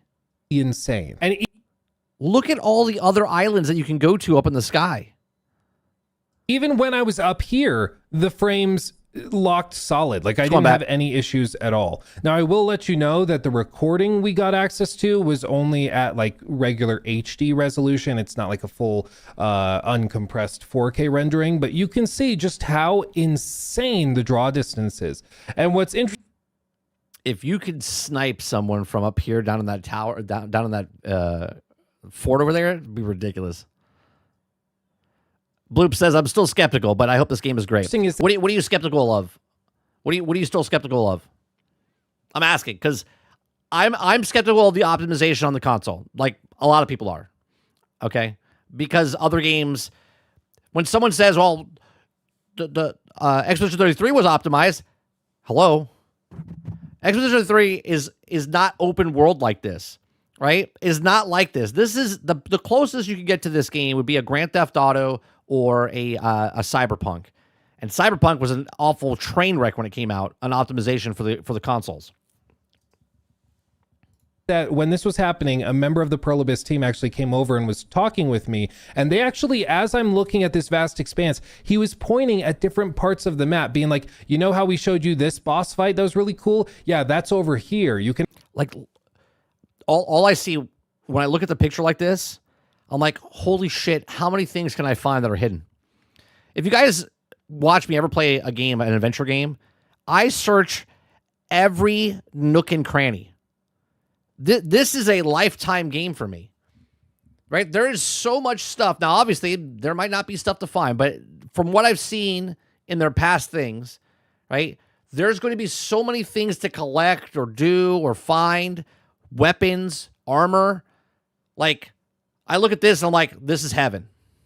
actually see where he is right from here. And if you get a little closer, you might actually see something that pulls your attention and makes you want to go over there to find the boss fight. Really, really genuinely cool stuff like that. And it wasn't struggling or breaking a sweat at all. Absolutely mind-blowing. Any questions about the performance of this game on PC, as far as I'm concerned, are pretty much settled. It's just ridiculous. It runs in a way that I've not seen a game like this be able to run. It's magic. It's pretty much magic. I don't understand it. In terms of performance, frame rate targets, and optimization, It almost looks like something right from the Vex from Destiny. it seems like they've actually done it. It's blowing my mind, but based on my experience with the game, I didn't have any problems. Like I said, other people may have had worse. Yeah, I'm in trouble, Z. If and when I get this game and start playing it, I'm gonna be like, I don't know where to go. I want to search everything. You guys will come back. I'll be like 60 hours in. I'm in that one area and I'm searching every like closet and every cave. luck with it, or maybe their PCs were having issues with that driver issue that they discussed. But as far as my experience, I was so thoroughly blown Why does he keep putting that thing down and then away. jumping? I just can't even quantify it. And Can he- it really gets me excited to wonder what this game is going to run like on What like is that? a Is that how you 5090 or jump? like something really cranked up using frame generation and DLSS and stuff. Because if it's hitting 80 FPS on like 3440 by 1440 with everything on ultra without any upscaling, like imagine what this could do if you used even just a quality mode on DLSS. It's got to be insane. Now, when it comes to bugs, which is a separate question from optimization, the game was not perfect or flawless there. In my first 4 hours with the game, Bugs to me are fine as long as they're not game breaking. A bug like in Fallout 76 where I got into my armor and my guy went invisible and I couldn't get out because then I couldn't interact with the world, that's broke. In Marvel's Avengers where I couldn't open the door to get to the last boss fight, that's broke. That's game breaking. Okay? When I fall through the map and I can't, and it recycles and I keep falling through the map, that's game breaking. right? Little hiccups here and there, I'm fine with in games that are buggy, like when NPCs like flip out and stuff like that, right? If it's game-breaking bugs, that's a problem. I didn't run into anything. I didn't run into any save state issues. I didn't run into any soft locks. I didn't run into anything like NPCs freaking out. The extent of issues I might have seen was the occasional like pop in from an NPC as I'm riding my horse quickly, where you could look off on the edge of a screen and see an NPC pop in, but not really anything that I would consider a serious problem.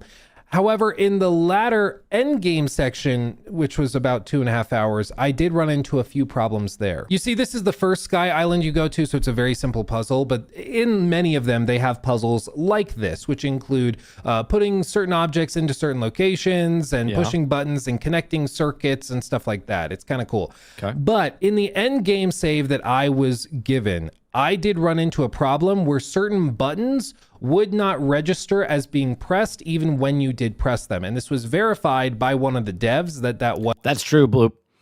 Fable GTA in 1 year is crazy with all of this. Yeah, a lot of open world games coming out in 1 year. Was something that wasn't supposed to happen. A quick reload from the checkpoint caused it to reset, and then the button pushed in and it was fine. You can see something similar happening here with another bug that I had in that same like Sky Island puzzle room, where there was a button to be pressed, but even when you would press it with like the force push, it wouldn't actually like complete the circuit. And so I had to do a quick load from a checkpoint to just try and reset it. The devs took note of that, and then they went Argus, I'm the same way. If it's not a game-breaking bug, I'm okay with little bugs here and there. back and said that they would talk to the team and see if they were aware of it to fix it. But that is a problem that I ran into that caused me to basically stop progress. But that was basically the extent of my technical issues with the game. It was a couple of reloads from a couple checkpoints, and that was it. However, I know that I may have just been lucky because there were people around me who did not have as much luck with it. One person next to me, for example, had a bug where they fell off of the Sky Island when they tried to make a jump and missed it, and that caused them to fall all the way down to the surface of the map. And then the only way to get back up there is to basically fast travel to a point you discover when you arrive at the Sky Island. You can actually see what this looks like right here, where you have to stand on the circle and then it will basically sync once I actually get on the button piece, and then it sinks in, and then you have the checkpoint where you can fast travel back to. This player didn't do that. They didn't stand on the platform. They ran right past and started doing the puzzle. And then when they fell off, they didn't have a fast travel location to come back to that Sky Island to complete it.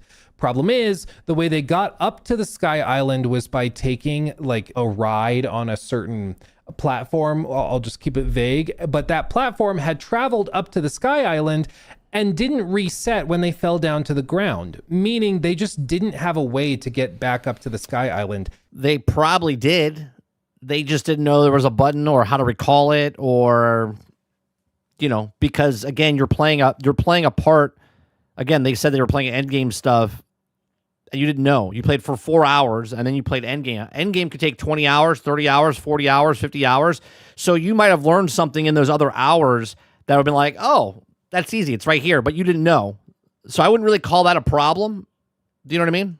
Ever. Because you can't actually just float up to the Sky Islands. It's a different dimension, basically, is what I understand it to be. So you can only go up to each Sky Island in a very particular way. And so he was just soft locked out of that Sky Island forever. Now, for him, he was able to just quick load back to a previous save or checkpoint, and then he just made sure to step on the button. But that was something that I don't think was intended, and that they mentioned that they would be checking out to make sure that there was like a state for that to not happen, where basically if you fell off before the checkpoint, it would reset so you could still get back up there. Or like another problem was that somebody died during a boss fight in that endgame save, and when they reloaded, their save kind of broke and would reload them in falling from the sky. Which I literally just said that. If there's a game-breaking bug like that where you die, you fall through the map or something, and then it just keeps reloading you back in, that's game-breaking. They have to fix stuff like that. Beneath the Sky Island where the boss fight was, so they just could never get back up there to do the boss fight without having to redo the whole puzzle thing to get to it. Just like a stupid bug like that made it like really frustrating. Cause like, okay, I'll just reload and I'll redo that, but it's just annoying, you know? That's where I saw technical problems with Crimson Desert, was in that end game save with certain just oversights, little things where you can tell that something is just not working the way that you thought it would, you know? And to be clear, this is something we've seen with a lot of games. For example, Baldur's Gate 3, famously, when it launched as a master... I was really confused for a second. I was like, wait a minute, this doesn't look like Crimson Desert anymore. I was like, wait a minute, there's a game mode like Baldur's Gate 3 in it? Piece game of the generation. That game had a super hella broken Act 3. Like, if you did not play Act 3 at launch, bro, it was something else. All sorts of broken quests. Some people couldn't even get to the ending credits because it was so buggy and broken. Certain conversations would just bug and break, and it was a problem. But because it was so late in the game, many people didn't encounter it. No, it's definitely fixable, Argus, but like in Marvel's Avengers, I played for 14 hours, got to the end boss, went to go to fight the boss, and then it glitched out and I couldn't open it. I had to wait 2 weeks for them to fix it. As a person that bought the thing that wanted to complete it, in the first 2 days I played 14 hours and I wanted to complete the game, but I couldn't complete the game because it was broke. And I had to wait for them to fix it. Stuff like that's just, it pissed me off. You know what I mean? So yeah, they could fix it, but the fact that that's a thing that happens is a massive problem. Till they had already patched it, because it took them a couple weeks to get there, right? And that may be a similar situation with Crimson Desert, where it starts pretty buggy and broken, and then as time goes by and they are able to polish out those little quest like breaking things, then it won't be an issue. But either way, I'd like to see that fixed. But I will say that that's where I ran into problems, and where I know a lot of other people ran into problems that were, to be clear, not optimization issues. The game seems to run really well. They were individual things like broken quest lines, with save states not working quite right, with things not resetting the way you would think they would. And those are things that kind of are fixable, but could be really frustrating in an end game save. I personally don't expect it to be a massive deal, and I didn't encounter anything like that in my first 4 hours, which makes me think that's where the primary focus has gone in terms of polishing those things out. But it is something to just be aware of, that I did run into problems like that in the end game specifically, which could be anywhere from 60 to 70 hours in. But overall, the game runs really, really well. I do think there's problems and bugs in the end game specifically, and they will get to those when they get to them. But it does seem like their optimization efforts have really, really worked, and their polishing efforts with bug fixing and stuff has been front loaded to the early game, which is very understandable. I think most games do it that way. But be aware, it was not perfect when it came to bugs. It was really, really damn near perfect when it came to performance, though. But let's talk about the actual game. What's the actual game like? Come on, Luke, get to it. Well, let's get into it. Let's talk about the game itself from the outset, because we got to play 4 hours uninterrupted from the very beginning. Let's get into it. No spoilers, of course. So the game opens up with a narrative explanation of what happened to Cliff and his clan. I won't spoil anything, but just as they've mentioned publicly at this point, something happens. Their clan is spread all over the place. And you know, it's funny though, Blue, this could be, right? Let's just say it is the biggest technical aspect of it. And then Grand Theft Auto 6 comes out later this year and you'll be like, oh, well, that just got topped. So the members of the tribe get scattered across the map. And basically this seems to be the story. The primary story is all of the gray mains are sprinkled all over the place. And as you go through the story, you're going to find little clues and tidbits that, oh, this character's over in this area of the desert. Okay, then that's your explanation for getting there. That's giving you a reason to explore that area of the map. And then after you find them, they recruit and you go off to the settlement. They get set up in your settlement. You find a clue at some point about another one of your friends that's up in the mountains, high up in a cold, snowy area. Okay, that gives you the reason to go up into that section of the map. And that's effectively what they're going to do until you get the entire group together again, and then you probably have one big climactic boss fight against the guy of people like the Ocean's 11. And then you reclaim your land, everybody's happy, call it a day, the game's over. That's my expectation, at least for what they're doing based on what I saw. I think that works, but again, it stresses something important. This is not a narrative-heavy game. There are a lot of things about the presentation that rival many games that claim to be narrative, which I'll talk about in just a second. But this is first and foremost an adventure game. It is a game about exploring, about finding cool things in the environment, about looking off in the distance, seeing that mountain peak and wondering, can I go there? And then doing it. Like, for example, when you look at this gameplay snippet right here, you can see in the distance all of these towers over here. You see that? You're like, I want to go check check that out. You can, and that probably leads to a sky island and a dedicated boss. And then you see this thing way off in the distance. That's also a tower. Bro. That's fascinating. I want to see that. Over here is like a city in the far distance. I wonder what's over there. There's a... Like, I'm going to check every nook and cranny in every single one of these buildings if I can go in every single one of these buildings, right? I'm going to find a cave system. I'm going to find different things. Fortress trouble, right guys. there. It's about seeing those things and wanting to explore them. The story is broadly to get you in this area, but it's not like, it's just not going to be Witcher 3 or Red Dead 2. And that's okay. The reason I point that out is because there's tons of other games that have very anemic stories like Elden Ring or Breath of the Wild, and they are phenomenal. They are fantastic. Like my favorite games of those years, far and away. One of the best games ever made across the board. But they're not narrative games. They're not 100%. Sorry, what I said in the beginning. Framed in a narrative way. And so if you're sitting on the sidelines waiting for that, you're just not going to see it because that's not... There's a group of people that will buy this game and say, I'm going to play it, and they will never touch it. Then there's people that will play this game for like 15 hours, and they'll never touch it again. Because they'll get to a point where they're like, I just don't know where to go.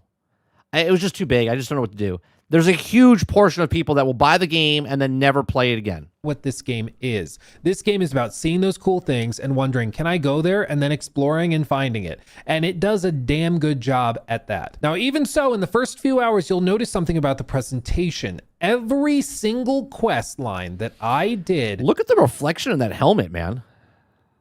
Was motion captured. Even little segments like this, which don't go into dedicated cutscenes, still have fully motion captured and animated intros. Let me just show this to you. It's a small snippet, so it won't spoil anything, but this is one of my favorite moments of my entire 6+ hours with the game. Forgive me for carrying a dead body. I was going to throw it at somebody and see if they reacted when I came across this, okay? So I swear I'm not crazy. I was trying something, but you'll... In Indiana Jones, they took all the dead bodies and put them in a fountain. So, you do what you do. You'll see as I walk up what happens. There's a guy up on top of the house. His wife is down below yelling at him. And I'll just hit play and let you see what I'm talking about, okay? Do a single bloody thing right. Oh. Stop whinging and get up. Oh, can't even handle cleaning a bloody chimney. Some husband you turned out to be. Can you believe him? We got fittings all afternoon. Is he all right? Oh, this is all just a show. He always acts up when we're busy, don't you? You fell off a roof. Come on. I do not. More cleaning, less complaining. Excuse me? I could have just bloody died. Same old performance, Arlen. I was hoping that fall would knock some sense into you. And it goes on, dude. It goes on. She basically accuses him of faking his injury to get out of working. And then after you help him, he's kind of like, okay, maybe I was. Okay, maybe a little bit. But can you blame me? It's a vibe. But even that shows, in my opinion, more effort in this little bitty quest moment than we saw with like the vast majority. Than Highguard. That one little moment was better than Highguard. Of sequences in say AC Shadows, where everything was just these dynamic conversations where characters are standing there, basic gestures, nothing more than that. But here, like, you're actually getting full motion capture. You're seeing the guy roll off the roof the moment you walk up, and it's just freaking funny, dude. Like, it's a level of effort we just don't see a lot of the time, especially in a game this big. But literally across the board, all of these things were motion captured. Or like this one where I'm talking to a couple of NPCs and they could have just had this be a basic conversation of standing, rigid, gestures, go that way to find your objective. But no, instead they did this. Those cows are his old life. Show some sympathy. The guy got his cows stolen. Cows ain't worth getting killed over. Yes. What I'm trying to say is... Pardon me. You know where the stolen cows are? Quick little note, you'll notice that Cliff's voice sounds kind of like his head is inside of a metal pot. That's because it kind of is. His voice will actually sound different if he's wearing a helmet that fully encloses his face versus if he's wearing like an open helmet or no helmet. They even took that into consideration. Continuing. Why would you ask us about that? Oh, you reek of cow shit. Fresh off the farm, are you? That's because I did a quest line before this where I had to pick up and walk around a bunch of dead cows. So apparently the smell rubbed off on me, and they have a line to reference it. Are you? I wonder if you don't do that mission and you meet these guys, if they don't react that way. What a stink. Well, yeah, I know where they are. I offer them money. He was asking. Oh, me! I saw them. Follow me. They motion capture a whole little interaction to explain why the guy is only gonna have one of them follow. The other guy hurts his back when he gets thrown to the ground. It's those little bits of extra effort that you just don't see in a lot of big open world games from big publishers and studios like EA and Ubisoft. But they actually motion capture that. They didn't have to. They could have just had it be go up to this guy, ask him where to fast go. forward just a little you bit. give him a coin, like focus it the way you want. We're gonna watch another video. It's just not what you might think. But once you have done that, it unlocks the door because you focus the light on the orb. Now, here, we'll leave that there. Let's watch a different video. Alright, so if you've been following the channel for a while, you'll know that we've been covering Crimson Desert for years at this point. We brought you new updates whenever new gameplay, trailers, or details have appeared, and now it finally feels like we're getting properly close to launch. Well, recently, 2-6 and myself got invited out by Pearl Abyss to get some proper hands-on time with a brand new preview build of Crimson Desert. Between the two of us, we managed to put in around 6 hours each with the game, so this wasn't just a quick demo or a short hands-on session like some of the previous ones. We actually got to sit down and play the game properly right from the beginning, which meant that we could finally see what Crimson Desert actually feels like as a real game. So you might be wondering, does it live up to the awesome looking gameplay that we've been seeing in those trailers over the last years? Is the wild combat actually real when you're the one playing it? Well, after spending a good chunk of time with the game, as we've said, we've got a lot to talk about. We'll start with what Crimson Desert is for anyone that hasn't been following the game too closely. It's an upcoming open-world action-adventure RPG coming to PC and consoles, currently set to release on March 19th. It's set in a fantasy world called Pywell, and from what we know so far, the story follows a group of mercenaries known as the Greymanes. You play as Cliff, their leader, as you and the group navigate political conflicts, wars that mech looks like it's going to be various threats they in this did massive say open world.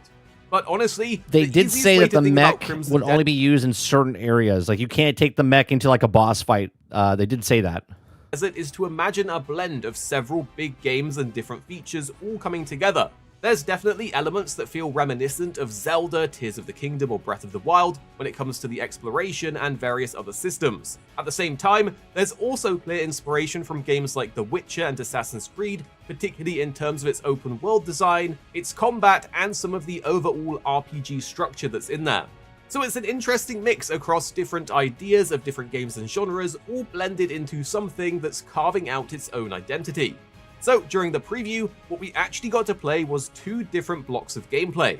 First was about 4 hours straight, right from the start of the game, and honestly, this is the best way to experience it, because previously when we played Crimson Desert, it was always What I get from these events that they invite a whole bunch of people to, if you watch like one video and then watch another video and then watch another video, if they say the same things, then I tune that part out because it sounds scripted to me.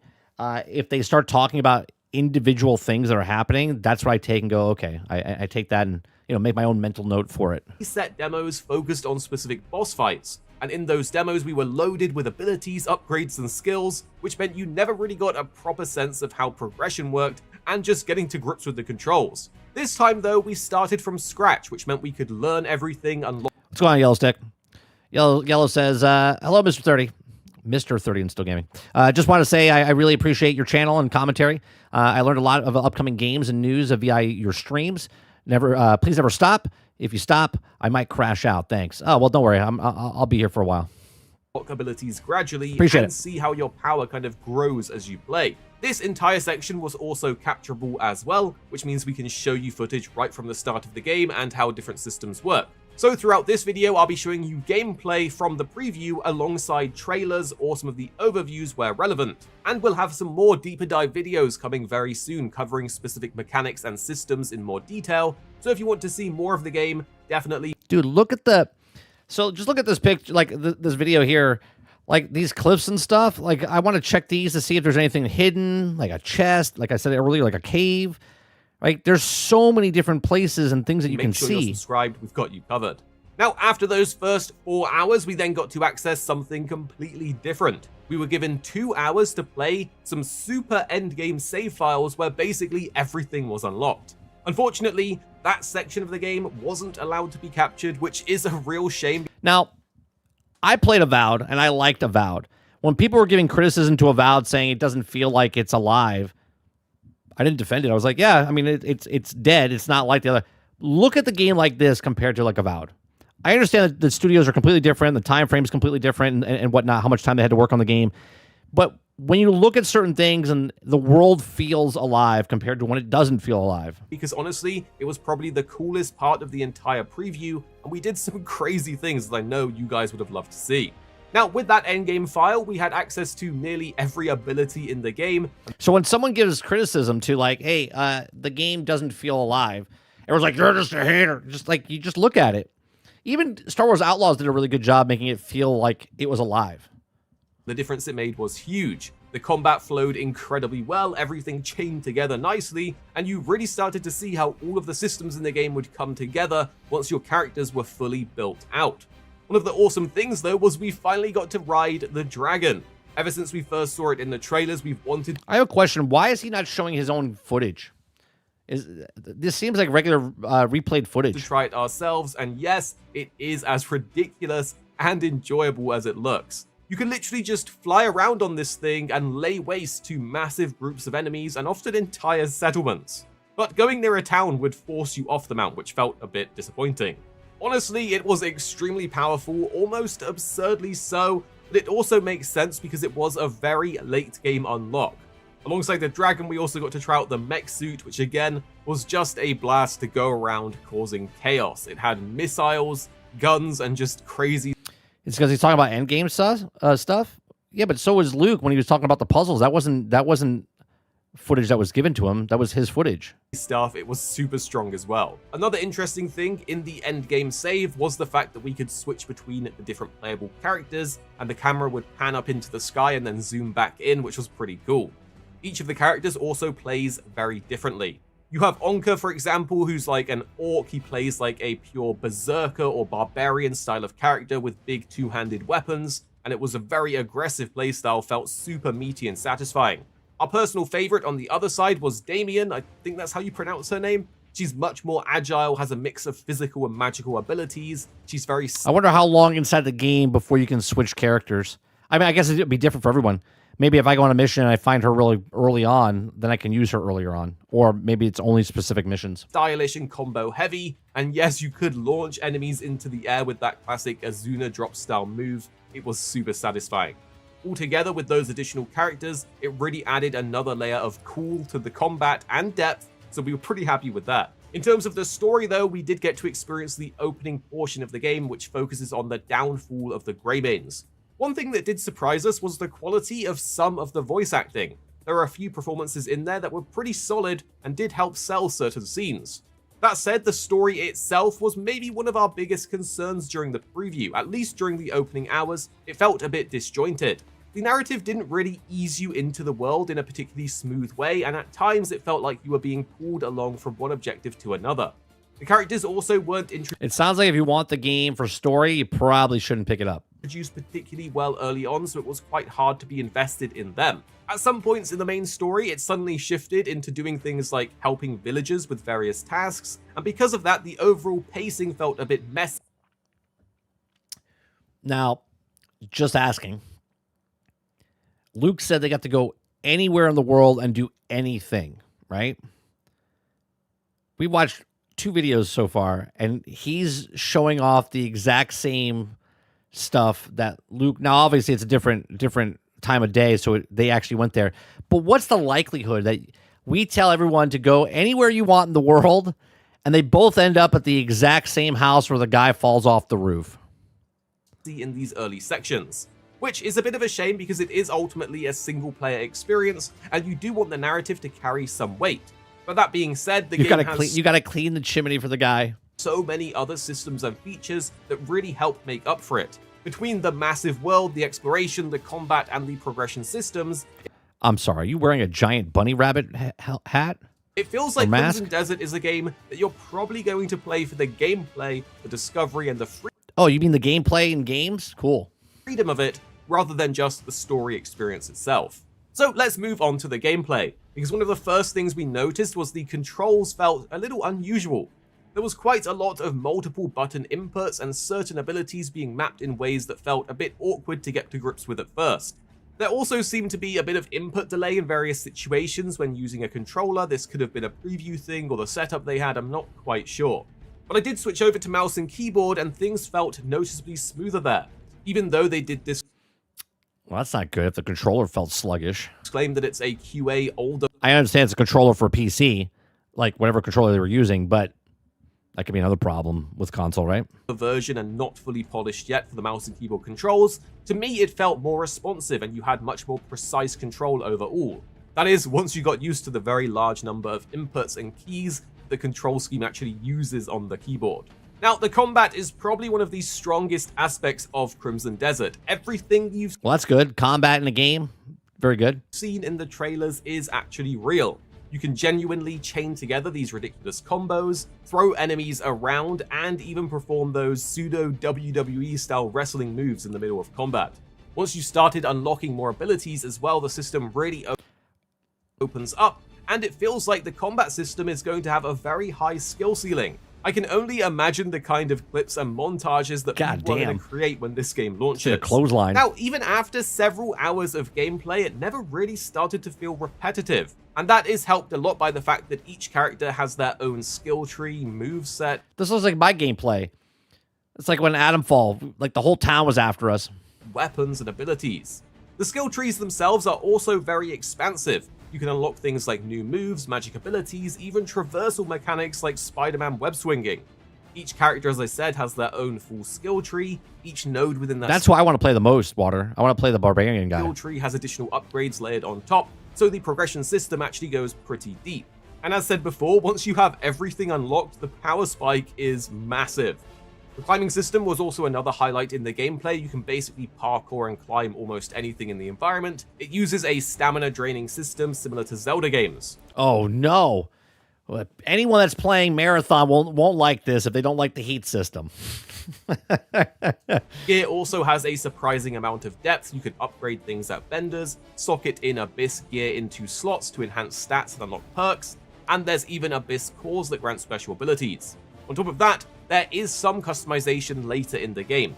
You can change your gear color, seemingly your mount colors, and supposedly there's some cosmetic outfit options as well, although we didn't get to actually explore those in the preview, but I believe they said there's some of those for like quest rewards and stuff like that. Let's talk about the world, because the world itself was... Holy shit. Look how big this world is. Some of those for like quest rewards and stuff like that. Let's talk about the world, because the world itself was massive. What During the preview, I actually spent around a pure hour of just exploring because I wanted to see how big everything was. And even after all of that time and everything I did before, I probably only explored about 20% of just the first zone. So the scale of the game is massive.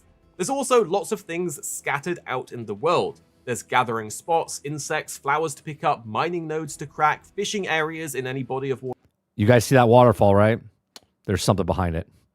There's got to be something behind it. What you can find, and the occasional group of bandits or soldiers that will attack you out on the road.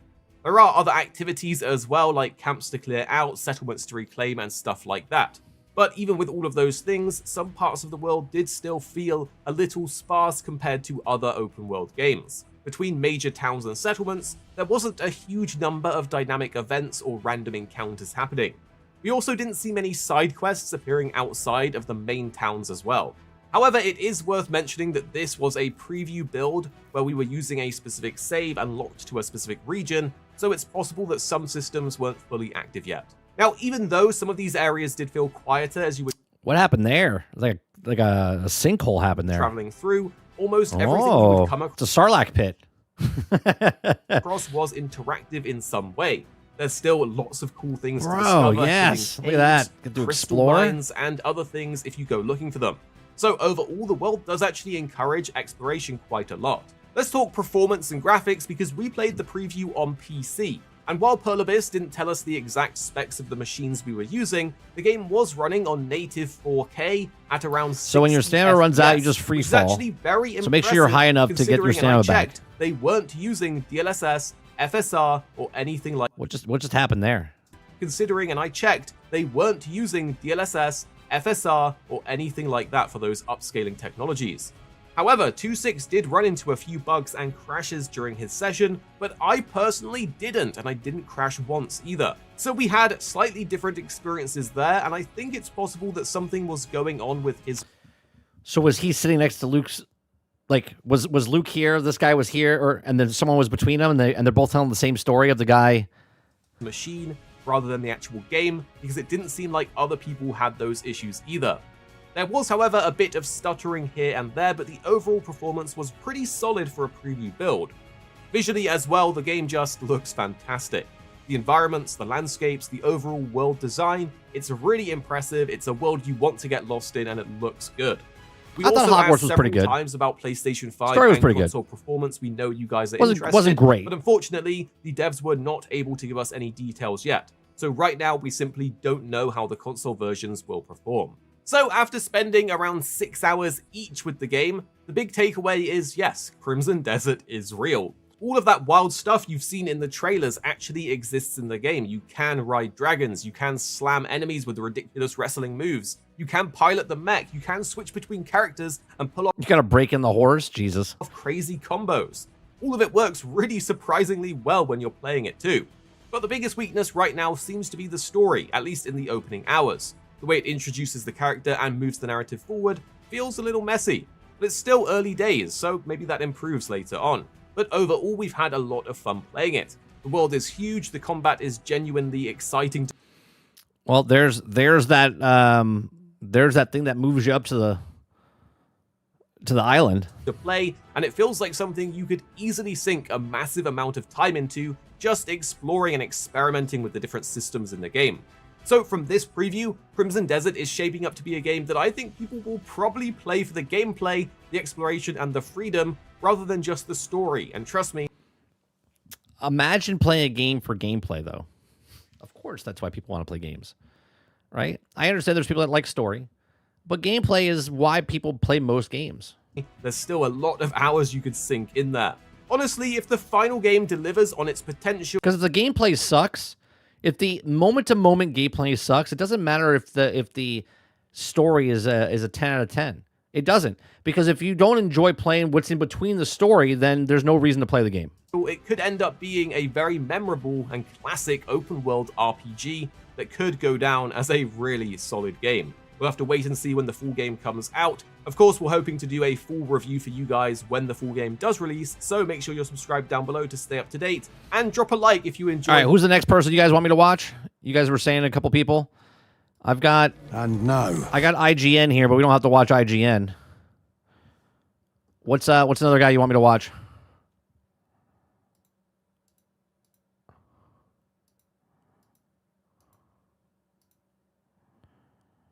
Definitely feeling a little bit more sandboxy, which I personally enjoy.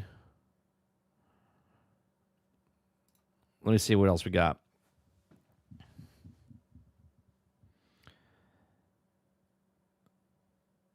We got, that's 30 minutes.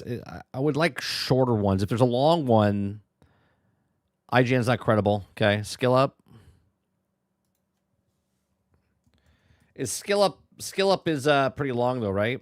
Maybe we'll watch bits and pieces of it. Yeah, it's 27. Very proud to be continuing the journey with this video sponsor, Squarespace. They just re-signed for the 7th year running, making them our longest running and most supportive partner. They help me do what that hype is out. Okay, Crimson Desert, here we go. So the hype for this game is absolutely insane, and I think that might come as a surprise to at least a few of you. Like, if you're already dialed into this thing, you'd know that hype is out there, but if you're not, you might be like, wait, this is the first time I'm hearing about this game. And I think there are some reasons that this is sitting in a few people's blind spots. Number one, it comes from Pearl Abyss, who are a Korean studio that have never made a game intended for a Western console audience. Their main thing before this was Black Desert Online, the archetypical Korean MMO with all the visual style and grind that comes with that. Secondly, this game doesn't neatly fit into any typical genre bucket, and so I'm sure that more than a few people looked at it and thought, I don't know what the fuck that is, I guess it's not for me. But whether you're already on the hype train or you're just seeing this game for the very first time, there's probably one question that's dominating your thoughts.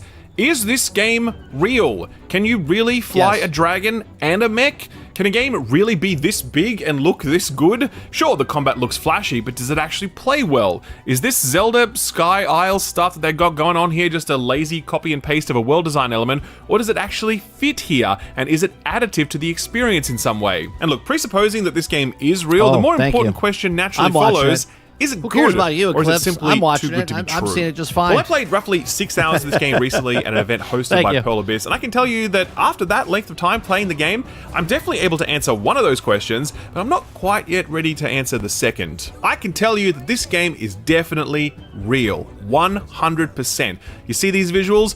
This is running at 1440p max settings on an AMD RX 90. So the event was only PC. They still don't talk about console. Is there anybody that talks about it in console? Anybody? I don't think there is. 70, Not yet, and it's anyway. running super smooth, like absolutely incredible, and it's delivering some truly absurd draw distances and lighting and weather effects. Technically, this is the sort of game where I wouldn't believe it until I'd actually played it for myself, and now that I've actually played it, I still can barely believe it, but it's real, it definitely is. From a gameplay perspective, everything you've seen is 100% real as well. The combat has a lot of input depth that essentially makes it an open world character action game. There really is a summonable dragon to fly and a mech to drive, and I can confirm that because I flew it and I drove it. There really is a physics-based approach to puzzle solving that asks you to move and break things to creatively solve puzzles. There really is a massive world made up of 5 distinct biomes, each of them with their own part to play in your grand adventure. The list goes on and on. Fighting Cowboy mentioned it. What did he mention, Altair? Did they actually play it, or he's just like, oh yeah, there's a console? Like, was it just a fly-by-night quote? Like, what actually happened? Nothing that Pearl Abyss has shown you in their cinematic or gameplay trailers has been faked. In fact, I'd say they've been holding back, and the real game has even more surprises in store. So as for that second question, he talks about the controller. Well, the last guy talked about the controller and said it was a little sticky or whatever. Right, but that's just a controller plugged into the PC. Was he playing in an actual console? That's the question. Is it good? Why can't I answer that after 6 hours of playtime? Surely that's enough time to get some sense, right? Well, here's the thing. The preview was broken up into 2 blocks. About 4 hours spent with the game's introduction, and then 2 hours spent with the game's endgame state, where I had a fully leveled up character, and I could go anywhere, do anything, fight some endgame bosses, etc. That second half showed me the potential of this game. The boss encounters were fantastic, and the freedom to go anywhere was liberating when the moment-to-moment combat of a fully upgraded, fully geared character was exhilarating. I got to experience the unlock sandbox in a game that is very sandbox-driven, and it was great, and it made me really excited for Crimson Desert. And I desperately needed that injection of excitement because the first couple of hours that I played with this game weren't great. There's always a thing about skill up with sandbox games. It's like his Achilles heel, right? Where he always complains about the open worldness of it. Yeah, famously of his Valheim, review. He's always saying it's bloated to be bloated. He's always had problems with the open world type of X games. Just weren't, but you've got to understand why. Crimson Desert is one of the most systems-heavy action games I've ever played. They told him they gave copies to Digital Foundry. Okay, but Digital Foundry hasn't shown that footage yet. They've only shown their PC footage yet, which they didn't get footage. They got footage from the actual company and they went over that footage and gave them the specs and whatnot.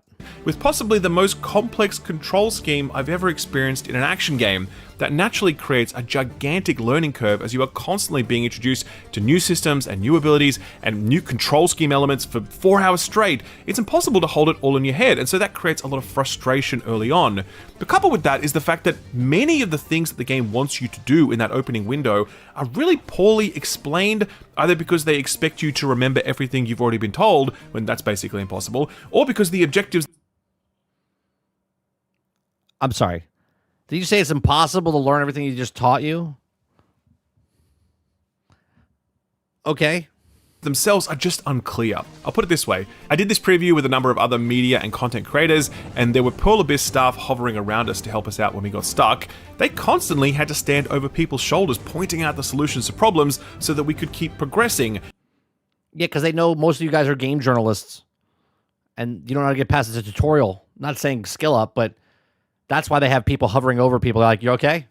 You're right. Yeah, just press start on that thing. Yeah, and then you move the analog stick or you move the W, move forward. Yeah, there you go. Yeah, this is a mouse. Little thing, you move it a little bit like that. You kind of move, and they're like, oh, okay. You want me to remember all of this? That seems like a lot of work. I'm here just to make a video. I don't want to actually play the game. And I was watching people around the room getting stuck on the exact same shit that I was getting stuck on because, like I said, it just was poorly explained. So that's painful, sure, but this feels like when Destin had a problem with the Flash in Suicide Squad Kill the Justice League. The Flash was too fast. That's what that moment feels like right there.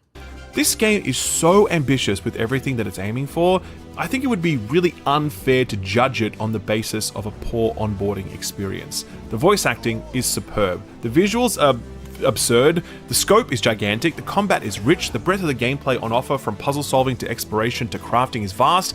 There's just so much here, and above all else, I hope you take this away from my preview. I actually have a gut feeling that this is going to be pretty great. Weird and janky and uneven, but ultimately great, as I kept seeing flashes of brilliance as I was playing, and I kept dreaming of the moment when the tutorializing would end, and the control scheme would be firmly committed to muscle memory, and at that point I could just begin truly experiencing what Crimson Desert has to offer. I wasn't able to get to that point during this preview, but I don't think that's a cause for concern, in the sense that some games just take Blue says, I'm gonna do carry a sheep around. Yeah, that's it. 10 out of 10 can carry sheep around. A while to warm up. This is definitely one of them, and despite its very slow and sometimes painful start, I walked out of this preview extremely excited. Here's the thing though, in one sentence he says in the beginning they're trying to teach you stuff, and he said the onboarding is bad, right? Then in the next sentence he just said that it's boringly slow. So which one is it? Is it too much and overwhelming, you can't remember all the stuff, or is it extremely slow? Play more, and ultimately optimistic about what Crimson Desert might end up being. She'd only run ragged if she could. Look, I'm just going to say it. The guy cleaning the chimney has to be around the starting area. We've watched 3 videos now, and all 3 of them have shown the guy falling off the roof. Like that mission. Typically, I like to break up most of my videos into discrete buckets like story, visuals, gameplay, etc. But for the purposes of this, I think it's better for me to walk through my preview experience sequentially, because I think it's a better way to show you the highs and lows of what this is. Titan says it can be both. Sure. But if they're trying to teach you stuff in the beginning, right? His other statement was there was too much stuff to know, and he wanted me to remember all the stuff. But then he's saying that the beginning is really slow. Well, it's because they're trying to teach you all the stuff, right? And he can't remember all of it, is what he said. So apparently it's not slow enough. Because if it was faster, and they were teaching you stuff faster, then you would have more problems trying to remember all the stuff. Would you not? It's all about. Okay, so Crimson Desert begins rather suddenly. You click the start button, and then you're Cliff, standing there in the dead of night with a torchlit camp in front of you. Cliff is the game's fully voiced protagonist, by the way, and there's no character creation. Later on, you'll actually unlock other playable characters with their own storylines and combat styles. And they're not locked to the one region, Argus. They literally had free play to go anywhere they wanted in 4 hours. They could go anywhere. So I'm assuming the chimney guy has got to be at the start, and they just happen to come across it naturally. Randomization, but even then it does appear as though Cliff remains the main protagonist throughout the entire game. As soon as you load in, you'll probably be thinking to yourself, holy shit, this game looks really good, and you'd be right. Crimson Desert is running on Pearl Abyss's proprietary engine that they call Black Space, and talking to the game's PR manager, he informed me that the engine was built from scratch, so it's not a fork of their previous engine that powers their MMO, and this engine was built with the express purpose of powering single-player open-world games that can run on a console. I'll talk about different aspects of the visuals as I go, but in this moment, 3 things really stood out to me. Number 1 was foliage density. I mean, you can see it here, and there's a lot of it. Number 2, foliage... Luke Stevens literally said from the start, they could go anywhere they wanted, and then they had 4 hours to go anywhere on the map they wanted, and then they went 2 hours into the end game, and they're not allowed to show the footage of the end game, like fights and boss fights, but they can show like the puzzles and whatnot. Reactivity, because damn if it isn't all moving in the galing wind, with things like fireflies and floating leaves adding further texture to the setting. Finally, there's the darkness and the lighting, and there's a better showcase for this later. Do you know why they said you could go anywhere? Because they know the map is so gigantic. They're like, all right, well, you're all starting at this point. You can go anywhere you want, but you want to use your time wisely because you're making a video. So you're not going to go clear across the goddamn map in your 4 hours. You're going to probably, go to the places just around you to get, because you're new to the game. You're like, oh, what's that over there? So this is why they all have it. I'm telling you, that thing's got to be in the very beginning. That's why they keep showing it. They're on, but this is a game where darkness is actually dark, and the effect of torchlight is highly localized. That makes the darkness really matter in a way that it does in few other games. Digital Foundry compared it to Dragon's Dogma, which I think is an extremely useful comparison for many reasons. Bloop, your video would be terrible. If you're a content creator and you're like, yeah, here's my footage of my Crimson Desert gameplay. So all I did was just run from point A to point B. I don't know about anything. I didn't fight anybody. I didn't ride a dragon. I didn't go on a mech. I didn't do any missions. All I did was just ride from point A to point B. Riding horse, fantastic. 10 out of 10. That we'll come back to later. Anyway, eventually you start chatting with people, and this is when two of the game's biggest strengths reveal themselves: voice acting and tone. I think this cutscene really showcases it well. We're just gonna sit here sipping this pig swill. I'd rather eat a blood-based bleed. Hey! You looking to get some manners beaten into you? You better fucking pick that up! Or what, Jan? Whoa. Language! You gonna make me? Fine. That's enough.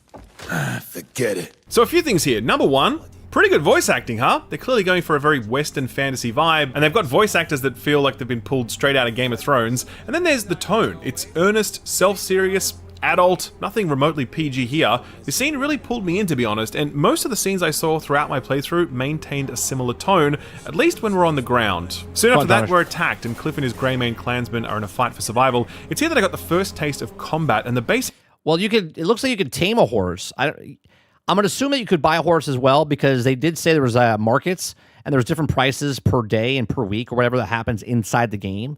And you can buy weapons and armor and different like produce and stuff. So I would assume there's some sort of horse wrangler or someone that you can buy, or you can find a horse out in the realm, like out in the world, and just tame it yourself. Are all there. It's light attacks.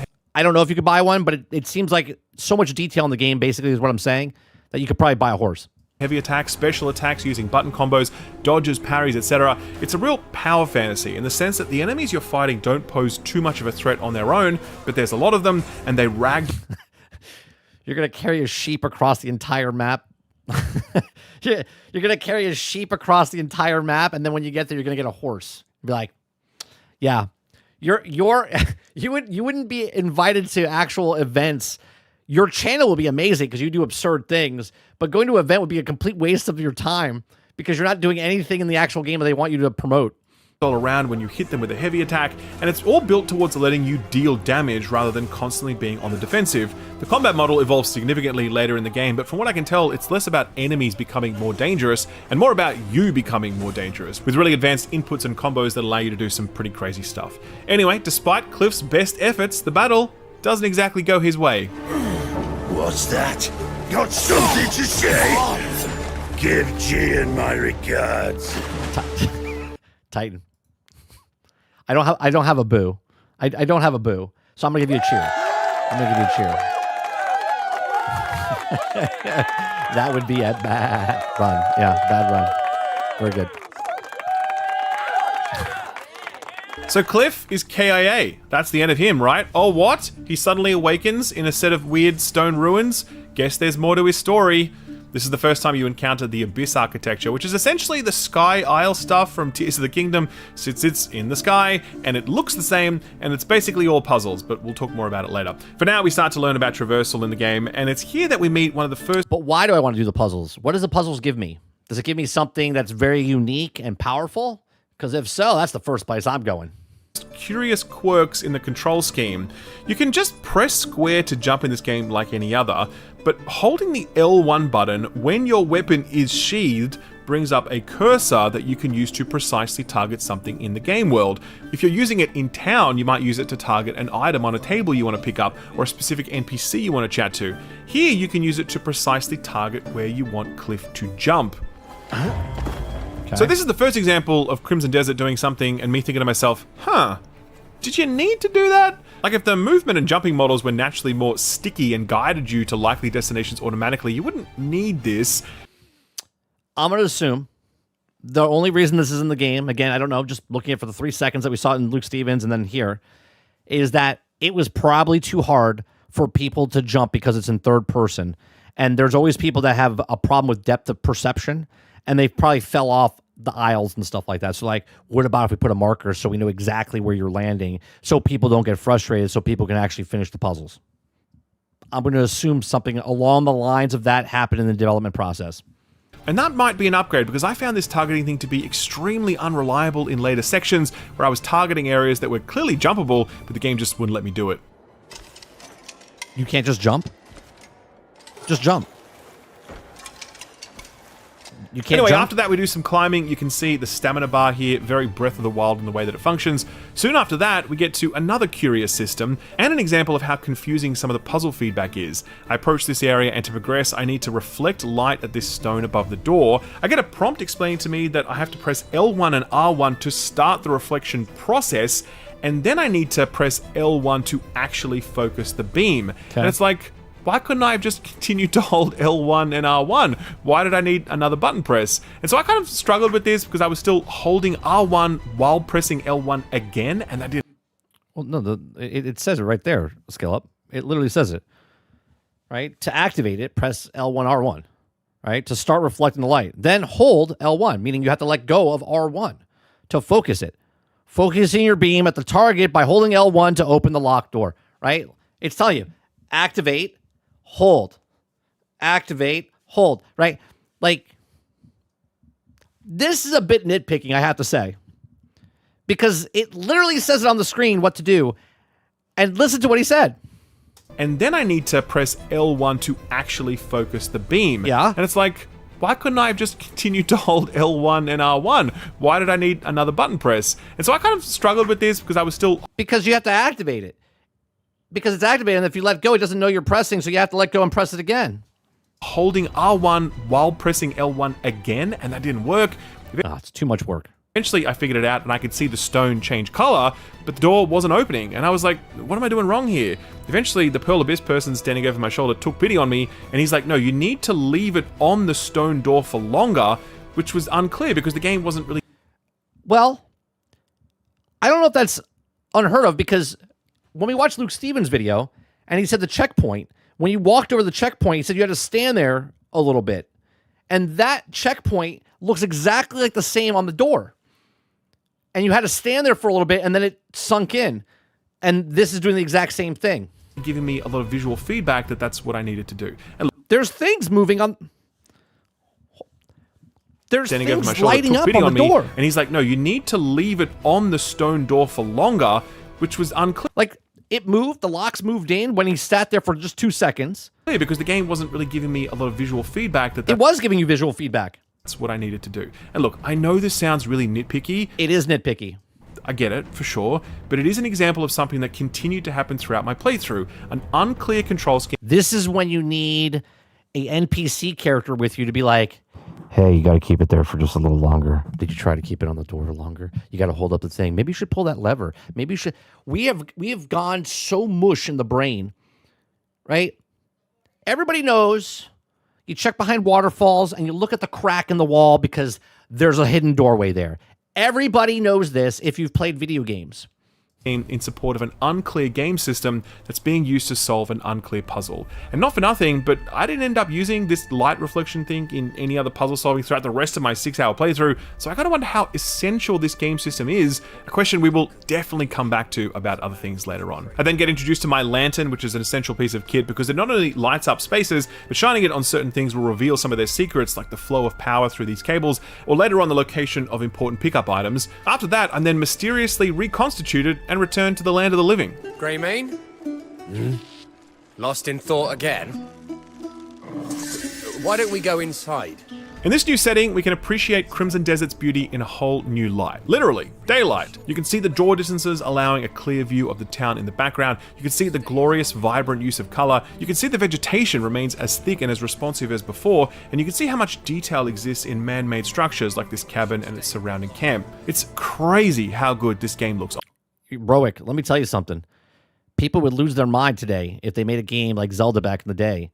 And they were just like, I don't understand. You got to move the pot? How do you know this? Wait, if I just hit that one tree, a door opens up?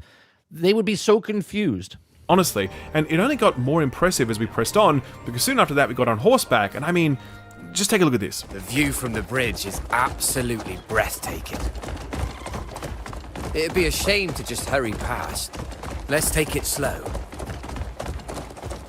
We deserve a little serenity every now and again. These are just like Grand Theft Auto. You know, you meet a character, you go from point A to point B. It's establishing the path of where you go. It's introducing you, showing you the map. It's giving you some lore while you're doing it, and then you now do missions by going through. It's like a little tour before you do the game. Unbelievable. And it doesn't stop there, because right after we get this glorious showcase at scale, we then find ourselves in a little township, and we're able to see how much detail is poured into shopping stalls and cobbled streets and alleyways and all of the NPCs roaming around. It's rich with detail, but it also feels alive as NPCs are actually moving and chatting as opposed to just standing there mute.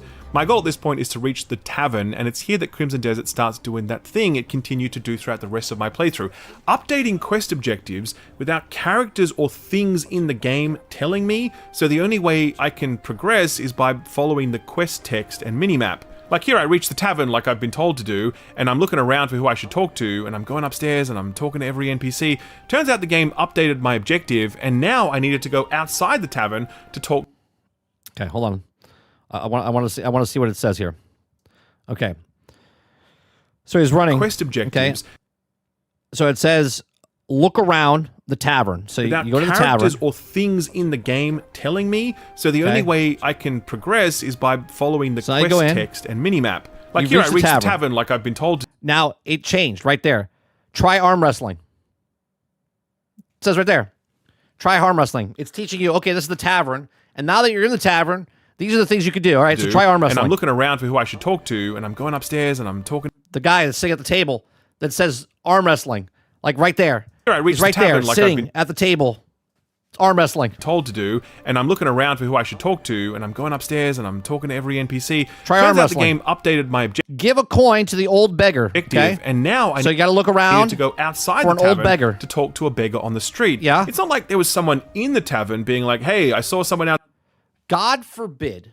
Holy shit. God forbid that you... Do you see what I'm talking about? Hand-holding. Hand-holding. They have to constantly hold your hand. Okay, come with me. Let's put a little X above his head. Give a coin to old beggar. Well, let's see. Let's rewind. Shall we? Let's rewind. Updating outside here... without characters. Who's that or guy? Stranger. He greets him. In the game. Stranger, just a little something from me. So the only way I can progress. Baby's gone. Call me Pop. Is by following the. Okay. He could be the beggar. Could be the guy outside. Could be the beggar. Text and minimap. Like here, when every NPC talk to a beggar on the street. It's not like there was someone in the tavern being like, "Hey, I saw someone outside who wanted to talk to you. Go check that out." But it literally says, "Give a coin to the old beggar." Well, if he's not, there's only 10 people inside the tavern. So you would walk up to the tavern and be like, okay, which one looks like a beggar? Let me figure it out. And you're like, oh, he's not in here. So at that point, what would you do? Would you go outside? No, you would look it up on YouTube. There were no dialogue clues leading me to the next step, just the quest prompt itself updating. And that's actually how most of the quest progression worked during my playthrough. Look, there's a beggar. Hey, look at that. So I didn't really feel like I was responding to people or game events, I was more just responding to the changes in my minimap and my quest log. One thing I really enjoyed after this was walking around town, because my map was... I bet you give money to that beggar and then he gets off the trap door, and then you go in the trap door and there's something in there. Changes in my minimap and my quest log. One thing I really enjoyed after this was walking around town, because my map was full of question marks, and the only way I could fill them in was to actually go to the place and talk to the person there. That revealed that the question mark was actually a butcher or an alchemist or a weapons dealer, and I liked the fact that I had to visit these places rather than just have them all immediately appear on my map. After that was a sort of... Okay. So he has a problem with not being clear enough on the thing, but then that they don't show where the butcher was. Am I crazy here?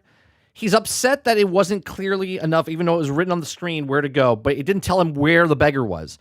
But then he just said that I like going to the places that they don't just appear on the map and you have to find it. question marks, and the only way I could fill them in was to actually go to the place and talk to the person there. That revealed that the question mark was actually a butcher or an alchemist or a weapons dealer, and I liked the fact that I had to visit these places rather than just have them all immediately appear on my map. After that was a sort of confusing objective that involved equipping a broom in my tool slot and then standing on top of a chimney so I could sweep it out for some folks. They rewarded me with some new clothes which I could then use to get into the local castle since my old rags apparently weren't classy enough. You don't look like a bad sort. Everything seems to be in order. Stay out of trouble, you hear? Earlier, the beg. So see, you need to do that mission to get the broom to go and do another mission, right? So it's got to be early on. Had given me a key, and I then needed to find a door in the castle to use it on. But it didn't tell me which door to use, so I was confused because there was 12 doors, and they were asking me to try every single door. Again, no NPC I spoke to told me that. It was just the quest updating itself. So I did that. I found the door, and after a quick trip through a portal, I found myself here. We're now back in the Abyss, which ironically is in the sky, and I unlocked my first fast travel point. And then it's time for a new gameplay system, the Axiom Force. By holding down L3, I can shoot out this hand thing, which I can then use to push or pull things. But now let's read this. Let's read this out loud so we can understand. This hand thing, which I can then... Okay, the Axiom Force can be used to grab and manipulate objects. You can move the grab object using the right analog stick and L2 and R2 to rotate the disc to align the circuit to complete the connection. We all got that, right?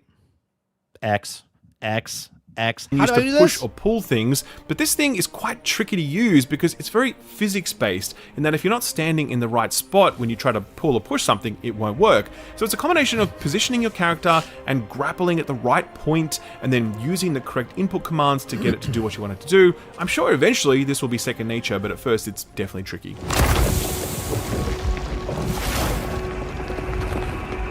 After this... You don't have to read Titan. You can just hit X and just figure it out. More confusion. I then need to use the same grapple to rotate a thing, but the control scheme for the grapple has completely changed, where before I was using the triggers, it's now using the D-pad, and the way the device tells me that I've aligned it correctly is really subtle. True story, I got stuck on this and a developer came over to kind of help me out, but then he got confused on it as well. Did a thing pop up on the screen to tell you to use the D-pad? And he actually had to call over someone else to help him do it, so I wasn't alone in that moment. Anyway, after that, there's this really weird, lengthy platforming sequence where you just jump along floating blocks, and then you get to this bit where you have to wait for a full minute for this floating block to do a loop. Literally 60 seconds of you just standing there with no way at all to... There's a lot of nitpicking going on here. There's a lot of nitpicking going on here. I can name 10 games that do the exact same thing that no one ever brought up a problem with. Speed it up.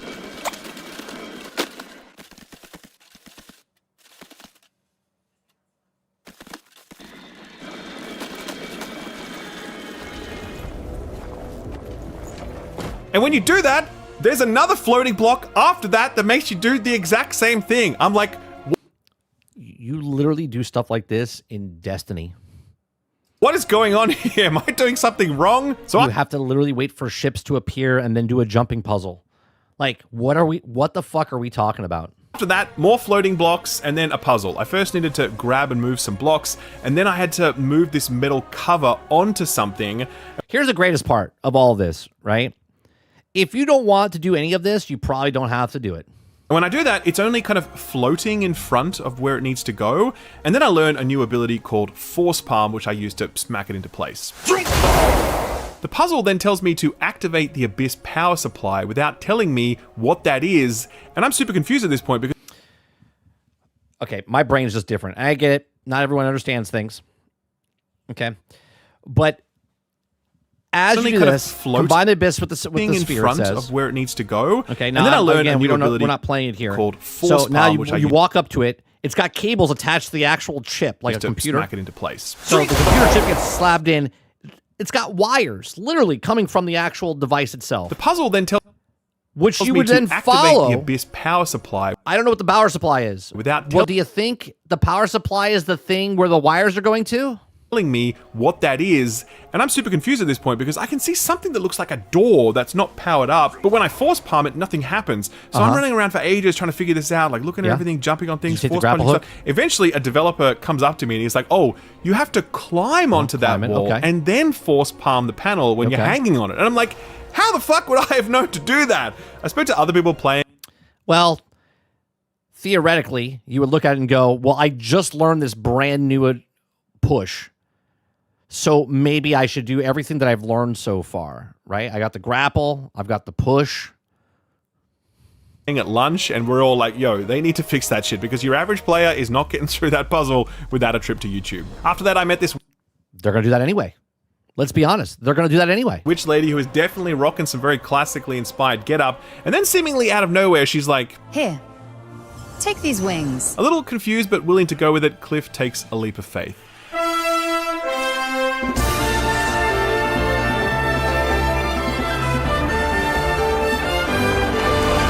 Now, I am unsure why the wings I've been given look like the Venom symbiote, but that's a point I think I'll come back to later when I talk about this game's approach to visual cohesion. For now, we do just have to acknowledge and respect the fact that I really am falling from a great height, and I really can see very, very... What? I wouldn't even bring my suit out yet until the very end. Far, and there's a huge amount of ground detail retained while all of this is happening. Splat.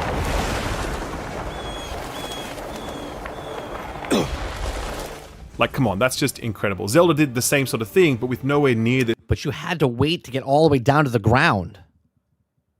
A whole 60 seconds. This level of graphical fidelity, this is a genuine first, and this black space engine of theirs should probably be renamed Black Magic. On the way to my next objective, some bandits on the road want to get frisky, and I'm only too happy to oblige. This happens quite a bit during my playthrough, so I'm going to guess that the map is regularly dotted with ne'er-do-wells to keep things interesting. Get on with it then! After that, we've got a good old-fashioned outpost clearing. Some bandits have taken hold of the local keep, and by killing them all, I liberate it for the region. A recent gameplay showcase revealed that there are many such outposts to liberate throughout your playthrough.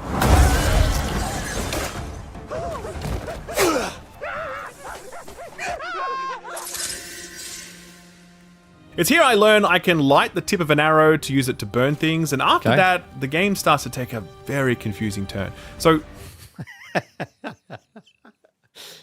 Oh my god. I can't anymore, guys. I'm just amazed that people that literally play games for a living don't have time to figure things out. It's just amazing to me. This game does this thing where you can view memories of events in the past, but it does it in the strangest way imaginable. Every other game just asks you to walk up to a thing and click on it and then the memory plays. But here it involves this weird helmet thing which you need to equip by opening a radial menu, switching to a new tab in that radial menu, pressing R2 to equip the helmet while mousing over it. You then need to close and reopen the same radial menu to select the helmet, and that will then push you to a new menu.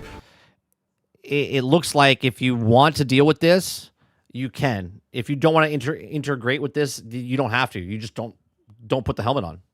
Just don't care.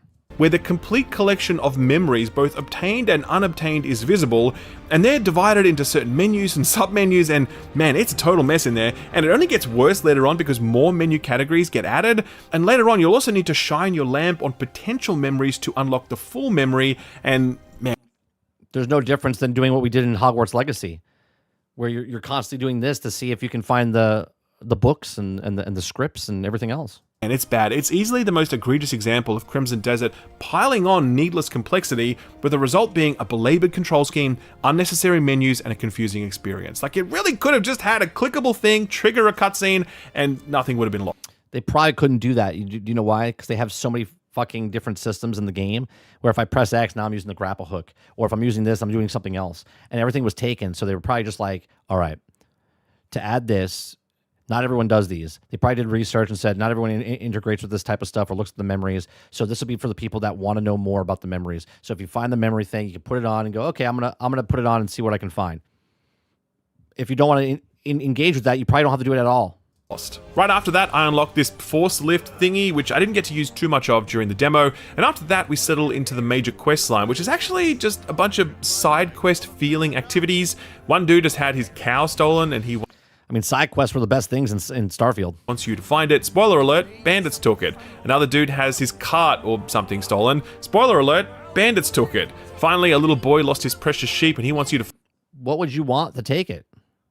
Find it. Spoiler alert, the sheep just wandered off. Each of these objectives sounds very mundane, but the explanation for them is anything but. Fully voiced cutscenes featuring grief-stricken characters, the voice actors really working to make you care about that lost heifer. Remember, guys, everything's a fetch quest. It's just, how do they entertain you by doing the fetch quest?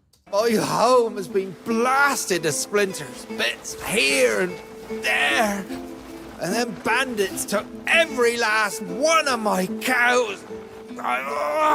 If I was to guess, I think this is tugging at the same cause as something like The Witcher or Kingdom Come, games where the drudgery of peasant life matters to the people living in it. It's not particularly gripping storytelling at this point, but I think it's doing the job of building the world and building the story slowly, rather than just immediately thrusting you into these world-saving stakes. By the way, 2 out of the 3 of these quests also involved this weird memory helmet thing, and one of them was even more confusing because I didn't even realize I'd picked up or activated something that would let me see a new memory, so again I found myself quite confused. And this is where that part of the demo ended, and like I said at the top, it was overall pretty rough. Because you're being introduced to so many new things, and because the puzzles you're solving aren't always clear, it does result... And I only had 4 hours to do it. ...in a lot of stop and start, where it feels like your fun is constantly being interrupted. Pile onto that some game systems that feel a little unnecessary. This jump thing, like, why can't I just jump there? And a fairly ho-hum set of opening chapters to the main quest, and I would say that Crimson Desert does not open strongly. But to be perfectly honest with you, I really don't care all that much because this would not be the first game to have a slow, awkward start. Some games are just like that, and given the ambition of Crimson Desert, I don't begrudge it some awkwardness as it gets going. It certainly helped that I was able to skip over to the game's end state after that, where I got to see a fuller picture of what to expect. There were a number of activities I did here, which sadly I don't have footage for since capture wasn't permitted for these sections. Sarge says, this is also known as learning the game. Yes. So I'll just have to show you other B-roll and trailer footage. But yeah, the first thing I did was a boss battle. It was set in a large, knee-high puddle in the middle of a battlefield, and the boss could command water, so he kept erupting geysers beneath me that would immediately fling me like 100 meters into the air. He looked fantastic, he had a broad moveset, it was just a cool boss fight. I will say though, that the combat in Crimson Desert is very much about you get out what you put in. As a character action style action game, it's less about difficulty and more about your own expression. I was able to sort of button mash my way through this boss using only a fraction of what the combat sandbox has to offer, but I was also watching the developers play and they could do some truly crazy things. All the stuff you've seen in the trailers and gameplay showcases, it's all there. I really am looking forward to getting to grips with this combat system, which by the way is quite flexible in the sense that there's multiple weapons and different martial arts styles attached to them and a whole skill tree that unlocks new abilities and combos. After that, I did a really lengthy puzzle sequence that started on the ground and involved... He spent more time talking about a platform that he had to wait for 60 seconds than he did about the actual fighting mechanic itself. Using my grapple to route power through a massive tower that activated a lift that took me all the way to the Sky Isles, where I had to do even more puzzles that involved powering up ancient relics. That eventually led me to a fantastic boss fight called the Crow Father or Crow something. Anyway, he was the crow dude who attacked with a murder of crows at his back, and he looked sick as hell. The encounter happened on multiple platforms within the Sky Isle section, and it was quite tricky, to be honest, much more challenging than the water boss. Yeah, but Albania, here's the best part about it. Ready? Are you ready? This is how you don't let it happen again. Ready? I remember when Dragon Dogma 2 looked cool and then it wasn't. Just don't pre-order. Don't buy day one. Don't buy week one. If you're skeptical in any way, just don't buy the thing and wait. And then you don't get screwed out of your money and then get upset that you paid $60, $70, $100, right? Boss actually. Did another boss after that was equally ferocious, a very Nordic coded dude in command of a stronghold. A lot of destruction in that encounter actually, something I haven't spoken about yet. A lot of the structures in your environment are fully destructible and they will splinter and smash as you hurl goons into them, or if you pick them up using your force grab ability and smash them onto an opponent's head. The Black Space engine is surprisingly reactive, a real accomplishment given that it doesn't sacrifice any visual fidelity to get there. After that I was in the free roam section, and this is where I could seamlessly switch to other characters. each with their own fighting styles, and I'm told they also have their own storylines, though they appear to be more focused on side content than the main storyline. This is where I could summon that dragon and fly around wherever I like. I immediately started doing strafing runs on a nearby farm, blowing up buildings which earned me a criminal status, which I didn't know existed to that point. I was also able to control this mech suit thing, which you see in the trailers, which is kind of like a walking tank in that it moves slowly and it's mainly focused on firing artillery. Absolutely no idea how this fits into the main game, but it is undeniably cool. They actually said why some of this stuff exists in this world in one of the interviews. Now, obviously, not everyone's watching all the interviews from the community manager, but he said that this game is basically what's happening. There's like these rifts or portals that open up, and like different technology falls into Pywell. And this is why you have a mech suit in this like old age type of stuff. Well now, don't you smell fragrant? And so that was my play session, and I walk away from it, like I said, really excited, though I do have a few question marks that I'm watching closely. Obviously, the control scheme and game systems, I assume I'll eventually get to the point where they feel intuitive and all the systems make sense. Yeah, but that's any game, isn't it? Any game. The longer you play, the more intuitive it becomes. Unless it's just a really shitty game. And then you're like, I'm not going to play it. But I also leave room for the possibility that this many game systems means that many of them aren't as refined as they should be. The story is feeling... Potentially. That's actually one of the many few things he said good in this review, is that maybe there's so much stuff in the game that nothing feels really polished and it's just all there. A little uneven so far, so hopefully it finds some rhythm soon. I do think the mishmash of various visual elements is quite jarring, and I'm wondering if that eventually makes sense more than it does now. I mean, it does to me because I heard the interview. So... You've got a traditional medieval setting, but also Tears of the Kingdom style Sky Isles architecture. You've got NPCs dressed like Gandalf the White, but also mechanized elements that feel steampunk. You've got this Venom symbiote wings thing. You've got a loading sequence that feels like Assassin's Creed, and it's all just thrown together. At least that's how it feels right now, and I'm hoping it finds more congruence as the game goes on. But I want to finish by coming back to that Dragon's Dogma comparison from before. I kind of get the feeling that Crimson Desert is going to be playing in that same space. It's not a sandbox game, but it does feel very sandbox-led, where the game systems and the lands you're journeying through are the stars of the show. I'm really excited to journey through this landscape, seeing what adventures befall me, because I suspect those things, the off-the-beaten-track moments, are going to be where this game really shines. I spoke to 2 developers who refused to give me a definitive playtime for the game, but they both guessed it was about 60 hours for an average playthrough, with many more hours after that for people who are looking to do absolutely everything on offer. We've clearly got a big adventure ahead of us when it drops on March 19th. I don't think I'll have a review up at that time, since I'm going to... Nope, nobody should. The game seems way too big. Be away at GDC, but I do plan to circle back to it when I'm home, so do look forward to a full review a little later in the month. For now, thanks for watching, and I'll see you real soon. Bye-bye. That was a weird review or overview from him, because he like got hung up on like the little minuscule things that didn't really make sense. Why to get hooked up, like get hanged on that, like nitpicking on a platform that he had to wait.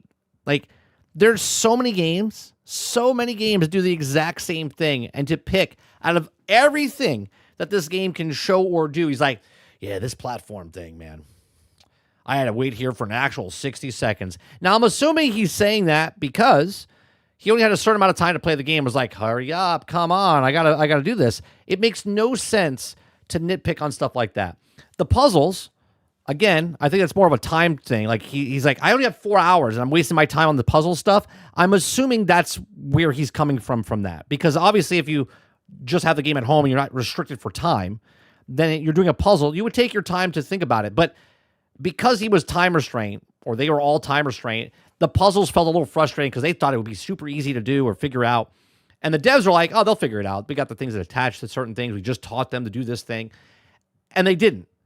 Is that bad game design, or is that the people that are at the event that feel pressure for time because like, oh my God, 4 hours, I got 4 hours. Then you get to a puzzle and you're like, dude, I wasted like 10 minutes on this thing. You're already past that? Oh my God, right? Like there's that unease feeling of, well, I want to see what else this game has, and I'm stuck on this stupid puzzle. That's what I'm assuming happened there.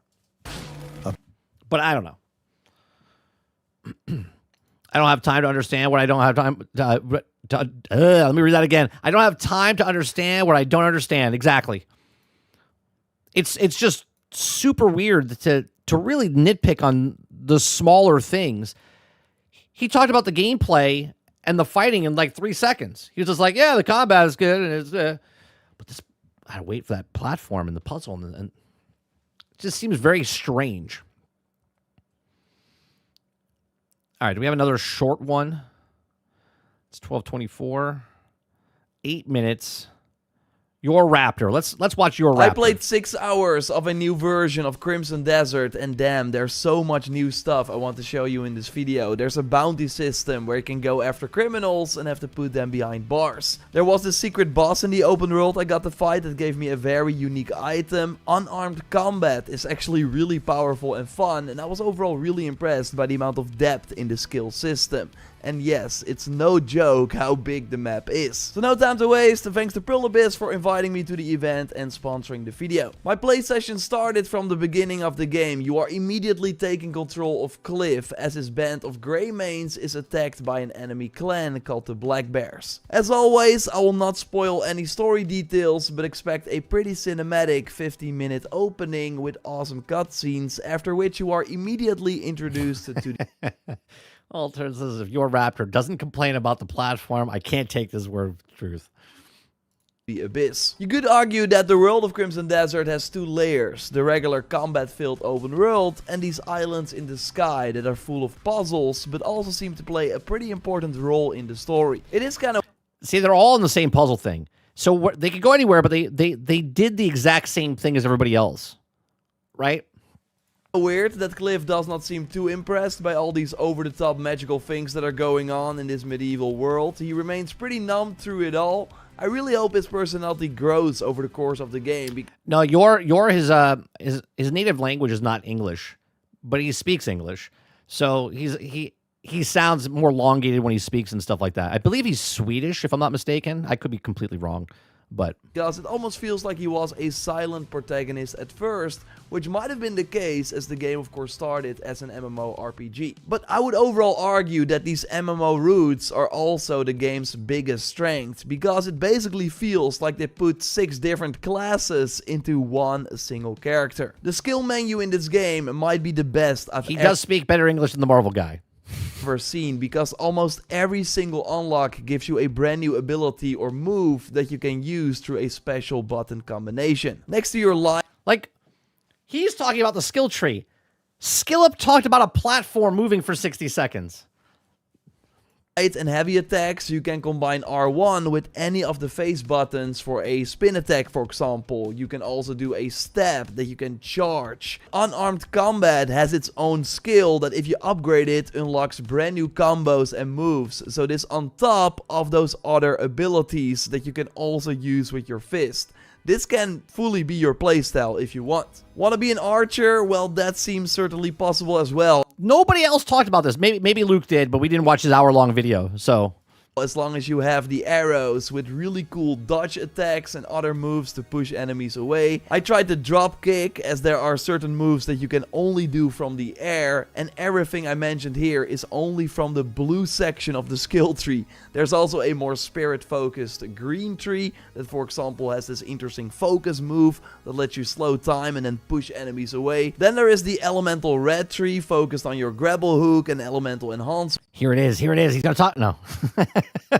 And the one element we did not know about yet, by the way, is called VOC, which lets you deploy basically smoke bombs with various skills. Oh, and those other 2 playable characters have a similarly sized skill tree that... They each have their own skill tree. What's happening right now? This is why I watch different videos. Imagine just watching one of these videos and going, yeah, that's it. See, I just showed you 4 different videos, completely 4 different outlooks of the stuff. I sadly could not record, but that I did see. It's very impressive. There's no XP you earn to gain a new level, but by simply taking the time to kill a group of enemies, I was always rewarded with 1 Abyss artifact that I could then immediately invest in almost any skills. But you can also learn skills by observing enemies. During an early boss fight, the knight did his signature pump kick, and if you... Uh-oh, we got reading. How to use it. Hold triangle, leap high and deliver a powerful double kick and send enemies flying. stands still, you can immediately steal that move and use it against him. Some skills actually require you to observe an NPC before you can unlock them, although these NPCs seem mostly linked to the main story. For most of the skills, it's optional, but it will save you an Abyss artifact. We have to wait and see how impactful that is though, because the Abyss artifacts seem pretty easy to come by. Now, one thing that is very lucrative early on is going after criminals. You will find notice boards and other places. This is the best video we've watched so far. Best video we watched so far. He's telling so much more about the game. With wanted posters, and by inspecting them, a new quest will appear on your map, leading you towards the target. When they see you, they might run away, so then you have to tackle them and tie them up. And are you sure that's the person? Are you sure? Then bring them back to the prison to put them behind bars. I was once minding my own business when someone stole money from me and quickly ran away. Now luckily I could tackle him and bring him to justice, but overall this was a really fun random event, and I hope there are more like that, because otherwise the world seems pretty static. Most NPCs are just standing around in one location, and even during the night there were still kids on the street. If you were like hoping for a living, breathing world, I sadly did not really get that feeling from these opening hours. Again, it really reminds me of an MMORPG. There are still quite a few characters. Wait, did he just complain that there was a kid on the street at night? And even during the night, there were still kids on the street. If you were like hoping for a living, breathing world, I sadly did not really get that feeling. I don't know about you, but Gen Xers, we were out at the street at night. Just saying. From these opening hours. Again, it really reminds me of an MMORPG. There are still quite a few characters asking for your attention or letting you do small mini games with them, which were quite fun. Oh, he found the guy to do the arm wrestling. But it's not Red Dead Redemption 2 or Ghost of Yotei levels of interaction. Now you can greet almost everyone you meet though, or pet different animals, which is of course fun. It also gives you +5 trust, which is linked to the crime system that right now I struggle to see the point of engaging with, at least early in the game. So from completing my first bounty, I got a mask that doesn't only look very cool, but it's also needed in order to steal things. Charles, is that official? Because they haven't, at least up until this morning, it's all rumored. So I don't know if it's actually happening that they're pulling back, or if it's just the rumor they're pulling back. Otherwise, you will see the prompt, but cannot interact with the items. If you just steal something when nobody sees it, there's really no problem. But you can also threaten NPCs or attack town guards, and really the moment you do that, the whole town will be after you. These were super high level enemies, at least I was unable to take them out at this point, so I would just die and then be... Chop Eric says, NPCs just standing around, literally unplayable. Sent to the prison, where you lose a ton of money based on your actions. I, in one case, lost 300 silver, and to put that into perspective, I'd only found around 20 silver during these early hours. So yes, it's really awesome that it's possible to be the bad guy, but so far I struggle to see why you would do that. Maybe there are better rewards later in the game. Now it's way better to stay on the right side of justice. Turning in criminals also gives you a special faction currency that you can exchange in a It seems like yours spent a lot of time in jail. Turning in criminals also gives you a special faction currency that you can exchange in a dedicated faction shop. This shop included very cool armor sets, a really strong banner spear. Yeah, that's the same thing we all read, Tarnish. That the article that Jason Schreier, but there's no comment from Sony, so there's no fact that it's actually true or not yet. Even though it's been written saying that they're pulling back, they haven't commented yet. Horse armor for your mount, and yes, your mount can actually level up in this game, unlocking new moves like a kick to push enemies away. There should be more of these faction shops. The map had a tab that revealed areas occupied by each faction. So how come his map is colorful where the other one wasn't? Doing missions in those areas should help you rank up loyalty. To get to this faction shop, I had to change my outfit to get past the guards, so your equipment can grant you access to new locations, or you can just use your powers to launch yourself across the wall. Crimson Desert shines when you are exploring its sandbox and deciding what to do next. At one point I found a quarry filled with enemies. You're often fighting enormous groups of enemies, by the way, which a big change of pace from other open world titles. Now luckily you don't have to defeat them all to liberate an area, but it does mean you can get easily overwhelmed. This quarry was also home to a secret driller boss. That's cool. Look at that guy. of how Crimson Desert's medieval fantasy setting also includes very advanced technology, making encounters like this possible. Shooting arrows was totally the best approach for this boss, as when I got close, it would do a drill attack that would often insta-kill me. But luckily I had items that could revive me on the spot so I could keep going, and in the end I was successful. And what is cool is that I got one of the drill arms as a reward, which you can use in combat. Nobody said that. That's cool.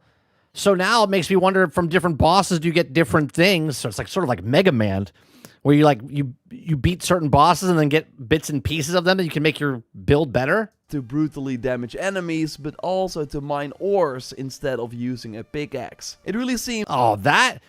We're finding this guy, and we're getting his arm fast, so we can mine faster. That every boss has some sort of unique reward that makes them worth doing. There you go. Nobody said that. Again, maybe Luke did, but we didn't watch his 58-minute long video. Totally. To brutally damage enemies, but also to mine ores instead of using a pickaxe. It really seems that every boss has... You know, a drill like that would have saved Highguard. Some sort... Too soon? Too soon? All right. Of unique reward that makes them worth doing. I do hope the puzzles do not get in the way of this fun though. During early main missions there are already puzzles that can be very hard to understand because they don't properly explain mechanics or rely on trial and error solutions. That's what a puzzle is. That is what a puzzle is. Puzzles are trial and error. Oh my God. They also require you to use abilities that you might have forgotten about or never used in this instance, and that costs spirit, which slowly regenerates over time, so you cannot spam it to complete the puzzle. The game does have a very clever focus. It looks like you got to push that center one in before you can spin it, or you have to pull that one out to spin it and then push it in to lock it in. System that lets you target your jump or the item or NPC you want to interact with, but this did not always work. Look, guys, there's that trap door where the beggar was on. Either. That meant simple actions like picking up items or completing objectives became kind of frustrating. I think these issues can really stop Crimson Desert from becoming a game that will be loved by many. Right now it feels like something you have to accept in order to get to the good stuff. Because in these 6 hours I already encountered a ton of awesome stuff, and it feels like I barely scratched the surface of what the game has to offer. If you have questions, drop them in the comments. I will answer them in a Q&A video. His video was nice and short. On the React channel. Also told a lot of different things. Comment, you find and wasn't nitpicking on like the stupid things, right? Wasn't nitpicking on the stupid things. All of these videos that we watched today are linked down below. We're going to talk about one more thing today, which we kind of brought up a while ago, talking about, you know, advertisement and stuff, working. Where is it? We have, here it is. We have Marvel Rivals. Find a link to get more information on the game. No.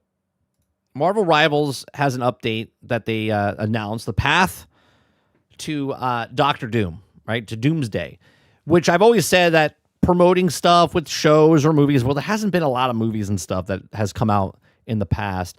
But Marvel Rivals, The Path of Doomsday. In April, they got Marvel's Avengers. We don't know really what this stuff is. The path begins on April. Marvel Rivals will roll out special events. The new game mode is inspired by Infinity Saga.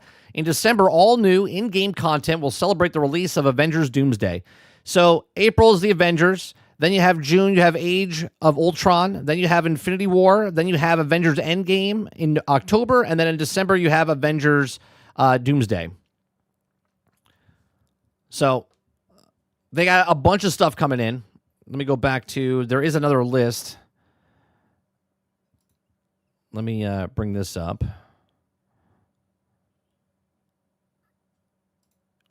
Yeah, so in 2026, there's going to be new heroes, obviously. There's probably going to be 10 to 12 new heroes. There's going to be new maps, new costumes, new game modes, new PvEs, new systems, and more. So there you go. Water Bear's like, oh, Ultimate Alliance 4 mode. It'd be interesting if they did something like that. I'm interested in what they do with the PvE, and I'm interested in doing what the events are. So, lots more stuff coming from Marvel Rivals Year 2, because they obviously it started in December of 2024, and then went all last year and then this year, and we'll see what happens. I don't know what Overwatch has got going on, but we got Marvel events happening. So, is Thanos coming in? Is Thanos going to be a character this year? Is Doom going to be a playable character by the end of the year? Right? You got a whole bunch of people that you could bring in. It'd be very interesting to see what happens and what they do for the PvE events.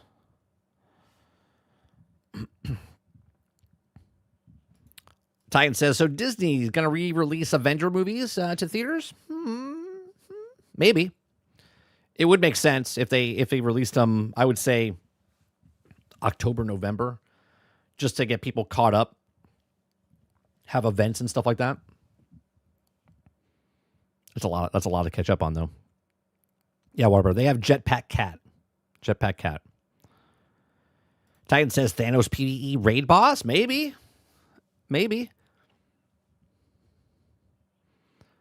Travis says remake Avengers, but make it good. I thought Avengers was good.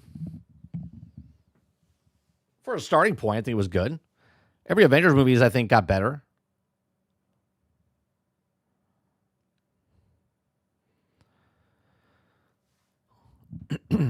All right. So lots about Crimson Desert. I'm still skeptic about the release on console. Until they show us console before it comes out, I'm still going to sit back and go, I would hold off. If you're a person that's on console, just don't pre-order, okay? Until they mention something before pre-order if you want to pre-order, okay? Don't buy it day one. Wait for them to show you what actually happens on console if it's optimized on console, and only then, until they show us about optimization on console, would I even think about purchasing this game, okay? Even though it looks fantastic. If you're a PC guy, by all means, it looks like you have a clear runway. But if you're on console, they haven't shown anything yet. Maybe they show it today. Maybe they show it tomorrow. Maybe they show it at the beginning of next week. Whatever they do, they still have to show optimization about the consoles. And Will Powers coming out and saying that let them cook means that they're still working on the optimization for the consoles. Hence why they haven't shown it yet. Seems like PC was the lead platform for development on Crimson Desert. Sure. Which makes sense. Right? Which makes sense. It's the biggest market for that type of game.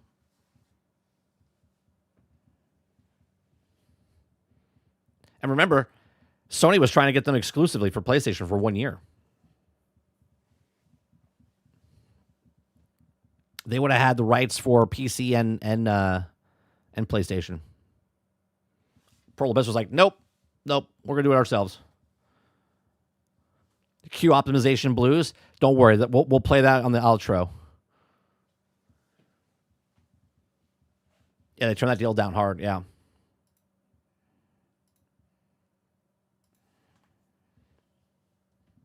Dustin just posted something on Discord. They might be quality mode at 40 to 45 frames per second. If that's true, that's pretty good. Is that on Twitter? Did you post that?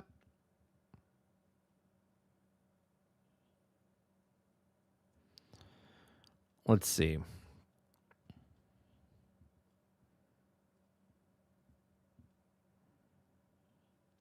Black Flag rumored. Remake is promised to be 10 years ago. Yeah. Mouse PI for hire based on what we've played so far. Far more than its distant 1930s. That's coming out next month, right? They moved that. They were supposed to come out the same day as Crimson Desert. That would have just been gone.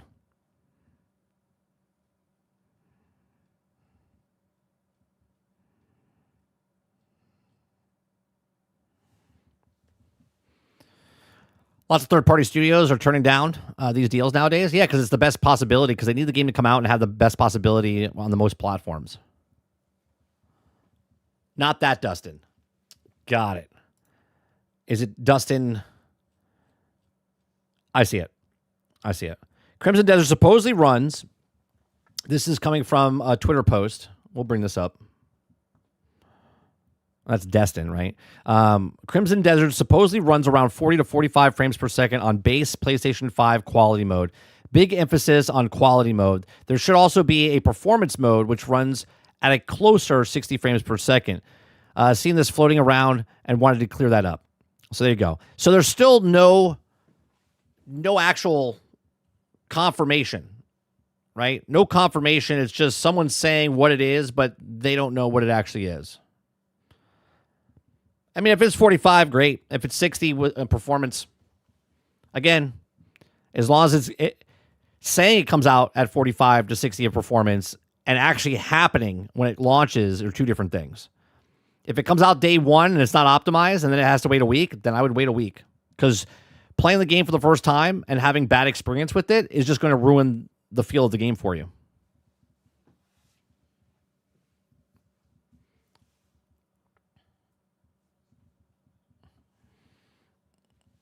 All right. I think that's going to do it for us today. If you guys like what we do this Monday through Thursday from 10 o'clock in the morning till noon Eastern. If you like it, hit that like button, hit that subscribe button. If you'd like to go above and beyond that, become a member as little as $5. We do appreciate you very much for coming out and hanging out with us. Like I said, we do this Monday through Thursday, 10 o'clock to noon. We go past it. Usually it's about 12:30 or whatnot. If you'd like to support us, we have music that plays on Spotify in the morning shows and whatnot. You can download that. You can stream it. You can buy it. There's also a shop down below for clothing, hats, shirts, whatever else. We do appreciate you. You guys have a great rest of your day, evening, or night. I'll see you guys tonight, 8 p.m. Eastern, for Shooting the Shit with Sarge over on our other channel, 30 and Still Gaming. Peace.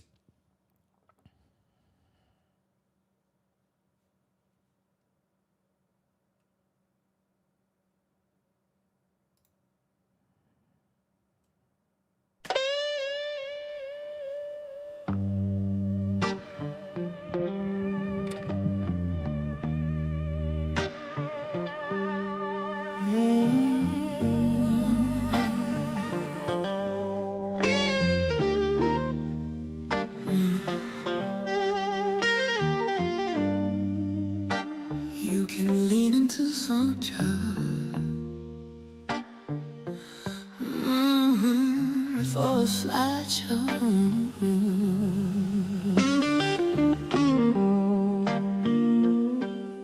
I fired up that brand new game, day one's alive, but my rig's crying mercy, can't get through the night.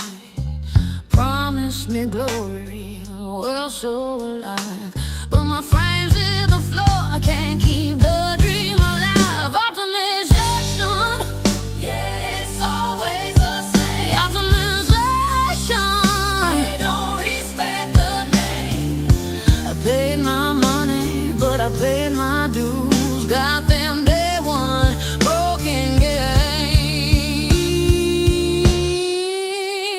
Optimization blues.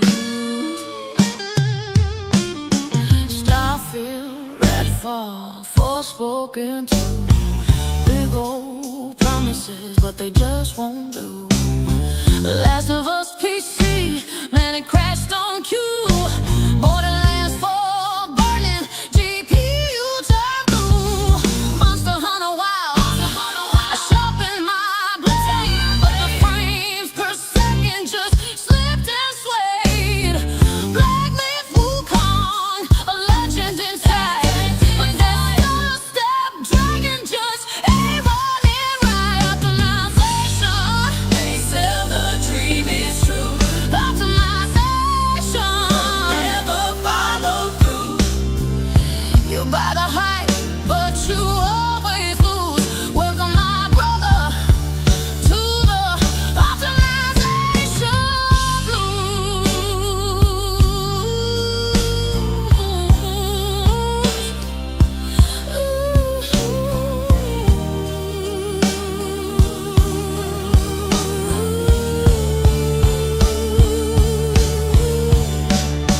War thunder loads up, sky's calling me, but the frame drops hit harder than artillery. Skate rolls in, but it skids on the floor.